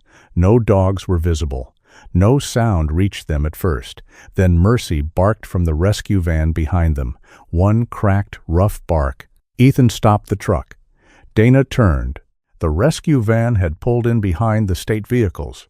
Inside, through the rear window, Mercy was standing in the crate, body braced over the pups. Her eyes were fixed on the greenhouse. She had not seen it through glass and snow as humans did. She had smelled it, or remembered it. The bark came again, weaker but sharper. Mara's face appeared beside the crate, calm but pale. Dana opened her door. "Keep her there," she called. Mara nodded. "She isn't trying to run. She's trying to stand guard." The sentence lodged somewhere deep in Ethan. Not trying to run, trying to stand guard. He stepped out of the truck. State officers moved toward the entrance with Dana. Deputy Nolan Greer arrived in a county cruiser just as they reached the gate. He was a solid man in his early 40s, brown winter uniform under a heavy sheriff's jacket, short hair flattened by his hat, and a mustache that made him look more certain than he felt. His face, rounder and softer than Ethan's, carried the discomfort of a man arriving late to a truth others had been carrying for months. He looked at Dana first, then Ethan. "I was told this is an inspection, not a raid." Dana handed him a copy of the order. Then read faster. Nolan's jaw worked, but he took it. Ethan recognized him from town. A man who waved at diners, helped direct traffic during festivals, trusted the people who sponsored those festivals. Nolan looked toward the Kindred Shield sign. "My friend got his support dog through them," he said quietly, as if defending something already wounded. Dana's voice did not soften. "Then maybe your friend was lucky. Maybe someone else's dog paid for that luck. Let's find out." The side door of the greenhouse opened before they knocked. Preston Hale stepped out in a navy overcoat, no camel wool today, no polished charity smile. His face arranged itself quickly when he saw the state vehicles, but not quickly enough. The first expression had been fear. "Dana Kittredge," Dana said. "State Animal Welfare. We have an emergency inspection order for this facility." Preston looked past her to Ethan. "That man is harassing our organization." Dana did not turn. "That man is standing where I told him to stand. You should try it." Preston's smile twitched. "This is a misunderstanding. Our legal counsel can meet us after we secure animals in potential distress." Then Marla appeared behind him. Her pale coat was gone. She wore a cream sweater, dark trousers, and a Kindred Shield badge clipped neatly near her collar. Without the snow-white scarf and soft porch voice, she looked less fragile, more exact. Her eyes moved over Dana, the officers, Nolan, Hollis climbing stiffly from another vehicle, and finally Ethan. "Mr. Vale," she said. "I wondered how long your attachment would take to become obsession." Ethan said nothing. Dana looked at Marla. "Ma'am, step aside." For 1 second, Ethan thought Marla would refuse. Then a sound rose from inside the greenhouse, a dog crying. Not loud, not theatrical, just tired. Marla's eyes flickered. Nolan heard it too. So did Preston. Dana stepped forward. Now, they moved inside. The first section of the greenhouse had been staged for visitors. Clean kennels, fresh mats, a framed photo wall, a small training space with blue obstacles and baskets of toys.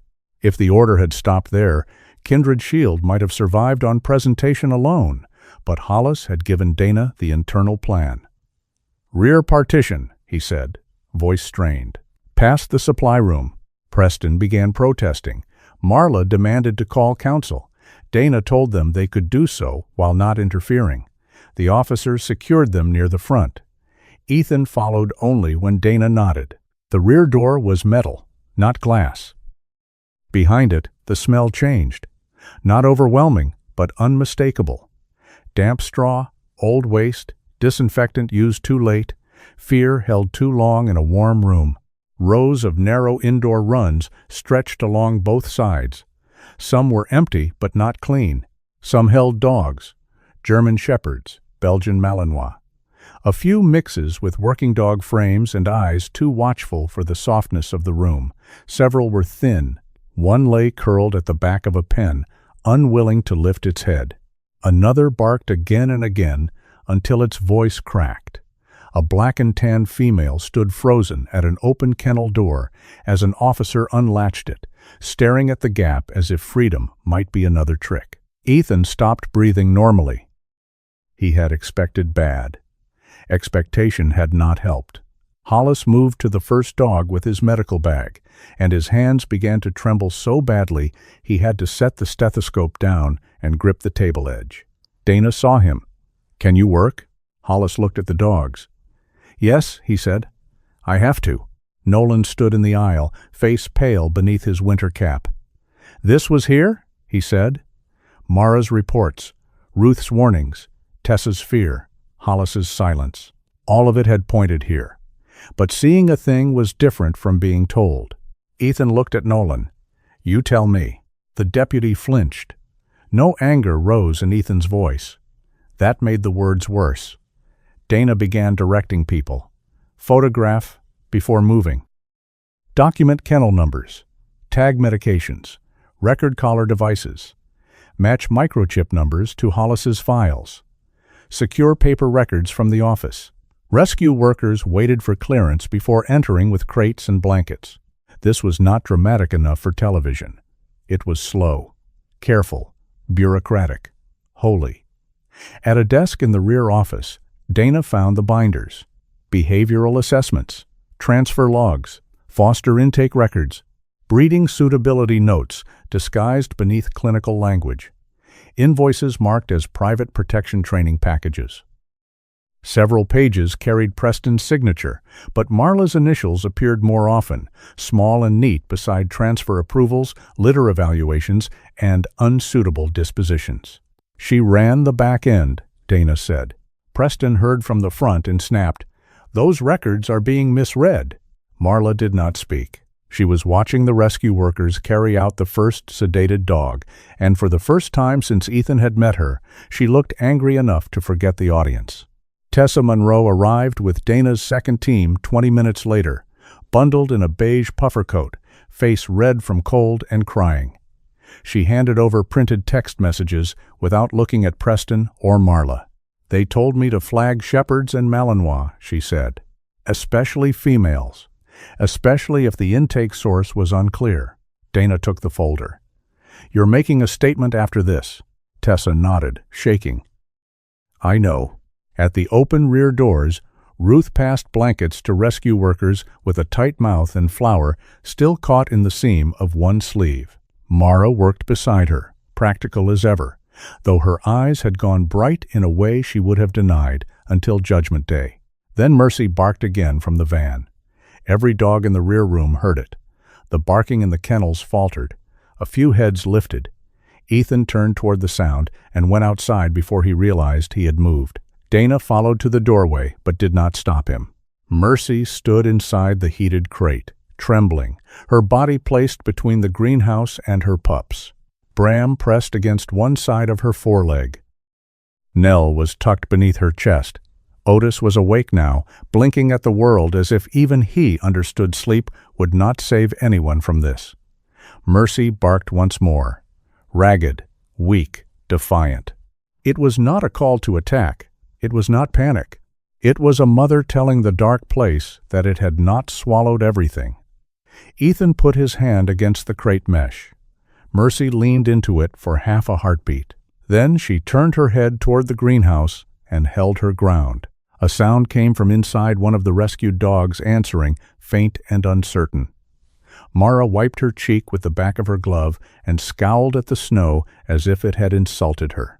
"Don't look at me," she muttered. Winds sharp. Ethan did not. He watched Mercy.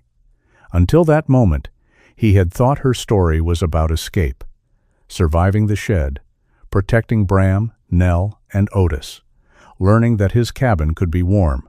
Now he understood something larger.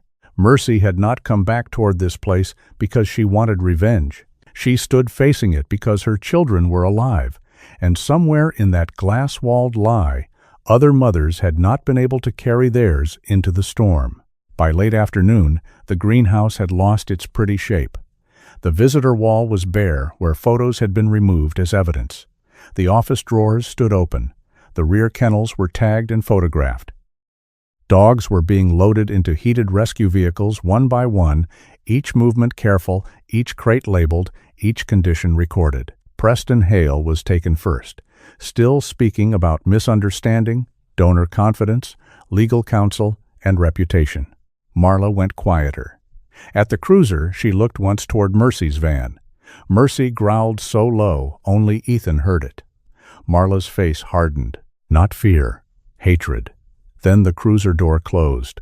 Nolan Greer stood beside his own vehicle, hat in one hand. His eyes stayed on the greenhouse.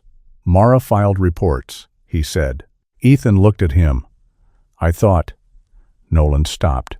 "I thought she hated Kindred Shield because they got attention. I thought she was seeing patterns because she wanted to see them. And now?" Nolan swallowed. "Now I think I liked the town better when I didn't have to." Ethan had no comfort to offer him. "Then don't make liking it the point." Nolan nodded slowly. Inside, Hollis called for help. Ethan entered the rear room again. In the last kennel, behind a warped panel, a black and tan female German shepherd lay curled beneath a torn mat. She was conscious, but too tired to rise. Her eyes followed Ethan with no expectation at all. That was worse than fear. Fear still believed something might happen. This dog expected nothing.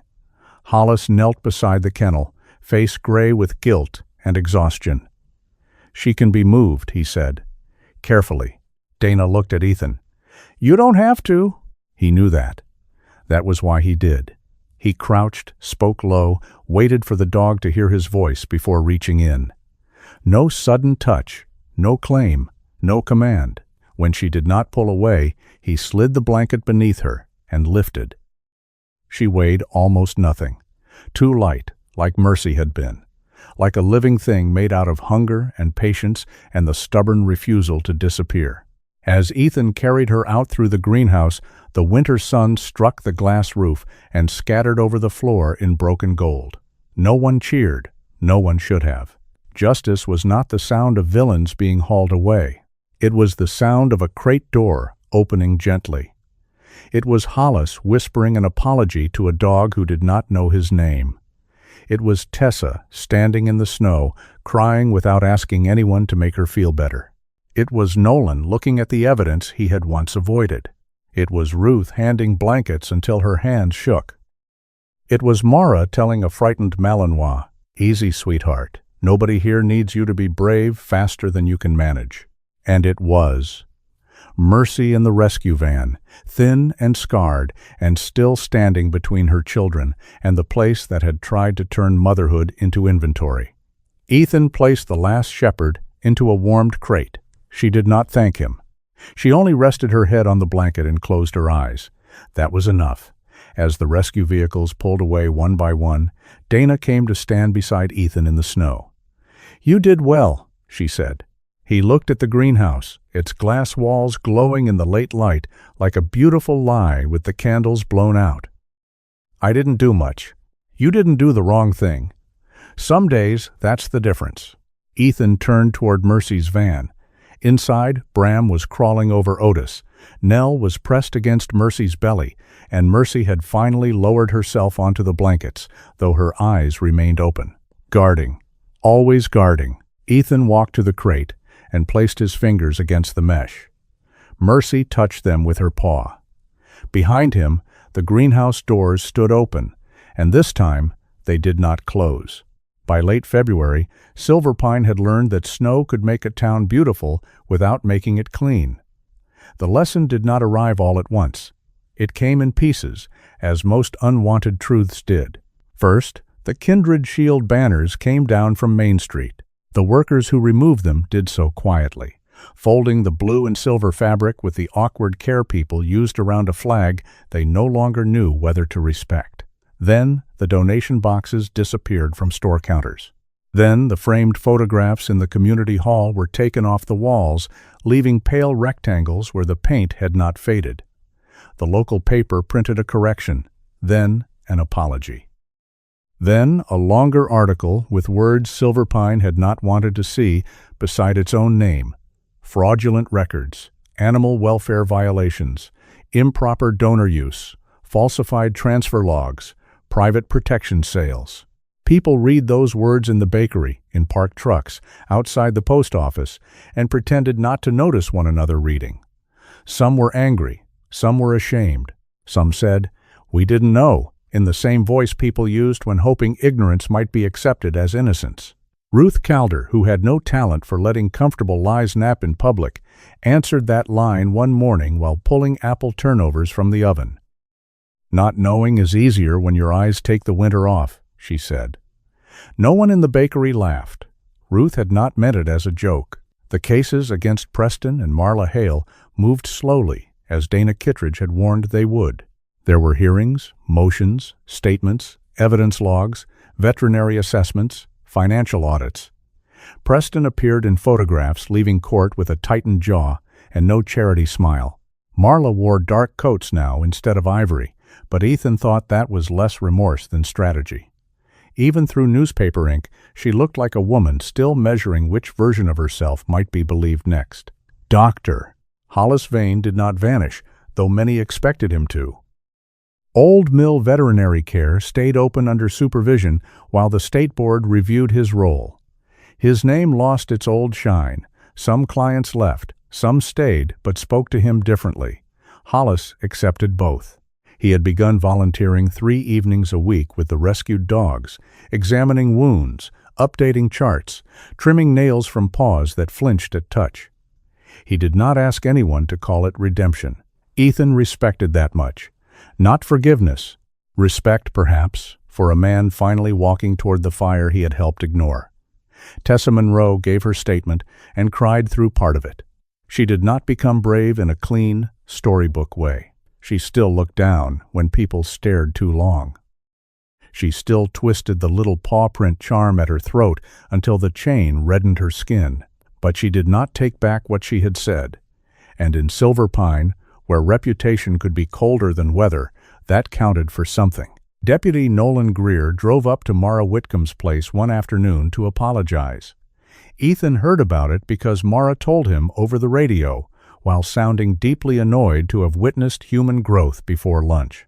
"He stood there on my porch with his hat in his hand," she said, looking like a schoolboy who'd shot the church window. "What did you say?" "I told him next time an old mountain woman says the snow smells wrong, he should not wait for spring to believe her." "Did you forgive him?" "Don't get greedy, Vale. I let him shovel the path." That was Silver Pine now, not healed, not ruined. Awake in places it had preferred to sleep. At Ethan's cabin, recovery also came without ceremony. Mercy's wounds closed first. Trust came slower. She gained weight along her ribs, the yellow in her coat warming as good food, and rest returned some of what had been stolen. The black mask across her face remained severe, her amber-brown eyes still watchful. The raw ring around her neck softened to scarred skin beneath new fur, but if metal scraped suddenly against stone, she still startled hard enough to wake the pups. Ethan learned not to apologize for every flinch. That had been hard. At first, each tremor in Mercy's body felt like an accusation. He would freeze, jaw tight, as if his regret could shield her from a sound already made. But Mercy did not need his guilt. She needed the door left open. She needed him to move slowly. She needed food to arrive without demand, hands to stop before she asked, and nights when nothing followed the noise. So Ethan learned a new kind of discipline, not the discipline of force, the discipline of gentleness repeated until it became believable. Bram grew first and loudest. By late February, his paws looked borrowed from a much larger dog, and he used them with the confidence of a creature certain gravity was only a rumor. He charged through snowdrifts, attacked bootlaces, barked at falling icicles, and once attempted to intimidate a metal water bowl until his reflection startled him into retreat. Nell remained smaller, soft-eyed, and careful. She followed Mercy most of the time, but more and more she drifted toward Ethan when he sat by the hearth. She had a habit of resting her chin on the back of his hand, as if checking whether he was still there without making too much ceremony of needing him. Otis became rounder than the others, not unhealthy, just magnificently committed to comfort. He slept in doorways, beneath chairs, beside firewood, and once inside Ethan's empty laundry basket, from which he looked deeply disappointed when rescued. Mara said Otis had the soul of a county judge and the work ethic of warm butter. Ethan did not argue. The old woodshed changed too. At first, Ethan repaired it, because broken things irritated him.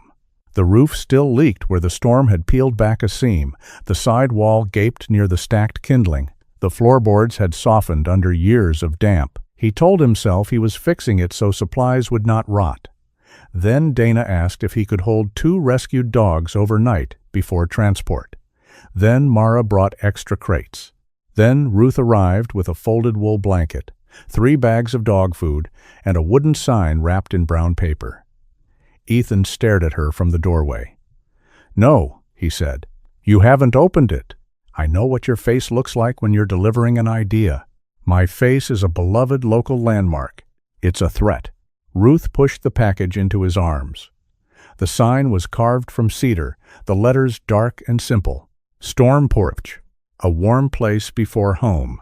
Ethan read it once, then again. The words did not promise too much. That was why they worked.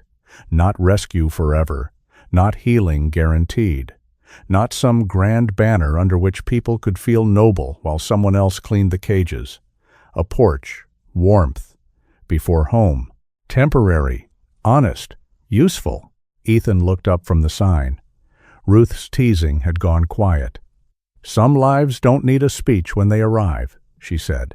"They need a dry towel and someone who won't ask them to be grateful." He wanted to refuse, not because the idea was wrong, because it was right enough to ask something of him. The repaired woodshed became storm porch by inches. Low kennels along one wall, a washing station. Shelves for towels, bowls, basic medical supplies, intake forms Dana insisted on, and a locked cabinet Hollis donated with the uncomfortable humility of a man placing money where apologies could not reach. Mara organized the storage better than Ethan did and complained the whole time. Ruth brought food for humans and pretended it was for morale rather than love. Dana inspected the setup, approved it as a temporary holding space under proper agreements, and told Ethan, "Small is good, small can stay honest." That sentence became one of the beams holding the place up. Storm Porch did not open with a ribbon. It began with an old hound found near a plowed turnout, thin and arthritic, too tired to be afraid, until Ethan lifted him from the rescue van and laid him on a clean blanket. Mercy watched from the doorway, her pups tumbling behind her like poorly organized weather. The hound trembled when Ethan reached for him. Mercy stepped forward. Ethan almost stopped her. Then he saw her pace, slow, low, no demand, no cheerful rescue voice, no human hope pressed too quickly onto an animal that had survived by expecting disappointment. Mercy approached within a few feet, then lay down. The old hound stared at her. She did not look directly at him. She simply rested there, scarred neck visible, damaged ear tipped forward, body calm but ready. A survivor offering no orders. The hound's trembling eased, not all at once, enough. Ethan stood beside the table with a towel in his hands and understood that Mercy had become something no training program could manufacture. She was not a mascot, not a miracle, not proof that suffering made anyone pure. She was a living bridge, one wounded creature telling another that the room could be entered slowly. That was the moment Ethan stopped thinking of Storm Porch as his idea. It belonged to the space between them all. A week later, after the hound had been transferred to a long-term foster, Ethan found Calvin Pierce's number in his phone and looked at it until the screen dimmed. He had done this before, many times. The difference was Mercy. She was lying near the hearth, Bram chewing a piece of rope beside her. Nell asleep against Ethan's boot, Otis sprawled on his back with all 4 paws in the air, like a surrendering bandit. Mercy raised her head and looked at Ethan, not worried, not demanding, only present. Ethan pressed call before he could build a better excuse. It rang 4 times. Then a voice answered, rougher than memory, but still carrying the old crooked humor. Well, either my warranty expired or Ethan Vale finally remembered phones work both directions. Ethan shut his eyes. For a few seconds, he could not speak. Calvin did not rush him. That kindness nearly undid him. "Cal," Ethan said at last. "Yeah," Calvin replied, softer now. "I'm here." The two words opened a room Ethan had kept locked for years. He looked down at the watch on his wrist, the scratched face, the faded olive strap. Calvin's watch, Calvin's time, still moving. "I should have called." "Yep." Ethan almost laughed because Calvin did not waste mercy by making it sentimental. "I didn't know what to say. Also, yep, I thought hearing you alive would make it worse." A pause. Then Calvin said, "And did it?" Ethan looked at Mercy, at the pups, at the fire. "No," he said. "It made me feel late." Calvin was quiet for a long moment. "Well," he said, "late is better than absent." The words hurt. They also held. Ethan sat down slowly in the chair by the hearth. "I've got dogs now," he said, "because some confessions needed a smaller door." Calvin snorted. "You? Dogs?" "4. Of course 4. You never did understand moderation. 1 mother. 3 pups." There was a smile in Calvin's voice. "Sounds like they outrank you." "They do." "Good. Someone should." The silence that followed was not empty. It was 2 men standing across years of unsaid things, discovering the bridge had not fallen completely. Then Calvin asked, "You still there, Ethan?" Ethan looked at the room. Mercy breathed in sleep. Bram gnawed rope with heroic seriousness. Nell's chin rested on Ethan's boot. Otis snored like a very small engine, losing a fight with a hill. "Yeah," Ethan said, "I'm still here." After the call ended, he did not feel healed. That would have been too easy, and Ethan no longer trusted easy things. But the guilt had changed shape. It was still there. It might always be. Yet it no longer filled every room before he entered. There was space around it now. Space for a dog bowl, a crate, a radio, a ridiculous puppy asleep in a laundry basket, space for Calvin's voice, space for tomorrow. Spring did not arrive in Silver Pine like an announcement. It seeped in under the snow. The days lengthened, roof lines dripped. The lake began showing dark seams through the ice. Pines shook loose their white burdens and stood greener for having carried them. The air still bit in the morning, but by afternoon sunlight pooled on the porch boards. One clear morning after a fresh dusting of snow, Ethan opened the cabin door and stepped aside. Mercy went first. She always did now, not because she had forgotten fear, but because she liked to inspect the world before allowing her children to insult it with enthusiasm. She stood on the porch, head high, scarred neck strong, one ear perfect and one bent like a remembered wound. The sun caught the yellow in her coat and warmed it to gold. Bram barreled past her and immediately plunged face first into a snowbank. Nell followed more carefully, then turned back to make sure Ethan was coming. Otis waddled out last, stopped at the threshold, considered the cold with philosophical disappointment, and sat down directly on Ethan's boot. Ethan looked down at him. "You're blocking traffic." Otis looked up, unconcerned. Mercy gave one soft huff that sounded dangerously close to agreement. Beyond the porch, Storm Porch stood repaired and quiet, its cedar sign dark against the pale wall. A clean blanket hung over the rail. A stack of bowls caught the morning light. No banners, no slogan polished for donors, just a place ready to be useful when the next frightened life arrived. Far below, Lake Coeur d'Alene shone through the trees, silver under the winter sun. Ethan stood in the doorway for a long while. He still locked the cabin at night. He still woke sometimes before dawn, heart racing, hearing echoes no one else could hear. He still had days when the past sat beside him like an old wolf, silent and patient. But he no longer built his life around keeping every door closed. When storms came now, he prepared as he always had. Firewood, water, fuel, batteries, first aid kits, tools in their proper places. And one more thing, a porch with light in it. Mercy turned back toward him. Her eyes were calmer than the night she had arrived beneath the woodshed, but not empty of memory. Memory remained. in her scars, in her watchfulness, in the way she still placed herself between danger and the small lives entrusted to her. Ethan understood that now. Healing was not becoming untouched. Healing was learning that what had touched you did not get to command every room forever. He stepped out onto the porch, Nell pressed against his leg. Bram surfaced from the snow with his face dusted white. Otis leaned his entire weight against Ethan's boot, as if gravity had made them family. Mercy watched the tree line, then looked back once more. A wounded mother had crawled to his cabin in a blizzard and turned his survival into responsibility. 3 pups had filled his silent rooms with hunger, noise, and the sacred inconvenience of being needed. A town had learned that kindness without courage could become camouflage. And Ethan Vale, who had once believed being needed was only another way to fail someone, finally understood that sometimes need was not a curse. Sometimes it was a knock at the door. Sometimes it was a paw against a boot.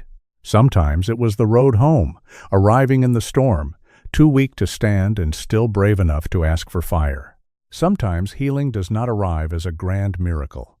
Sometimes it comes scratching at the door in the middle of a storm, weak, wounded, and needing more from us than we think we still have to give. Ethan thought he was only saving Mercy and her pups, but in caring for them, he learned that being needed is not always a burden. Sometimes it is grace calling us back to life. In our own lives, may we not overlook the quiet knock, the small need, or the wounded soul God places near our path.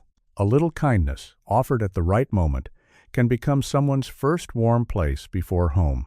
If this story touched your heart, share your thoughts in the comments. Tell us where you're watching from, and subscribe for more stories of courage, mercy, and hope. May God bless you and your family with peace, healing, and a heart brave enough to keep the light on.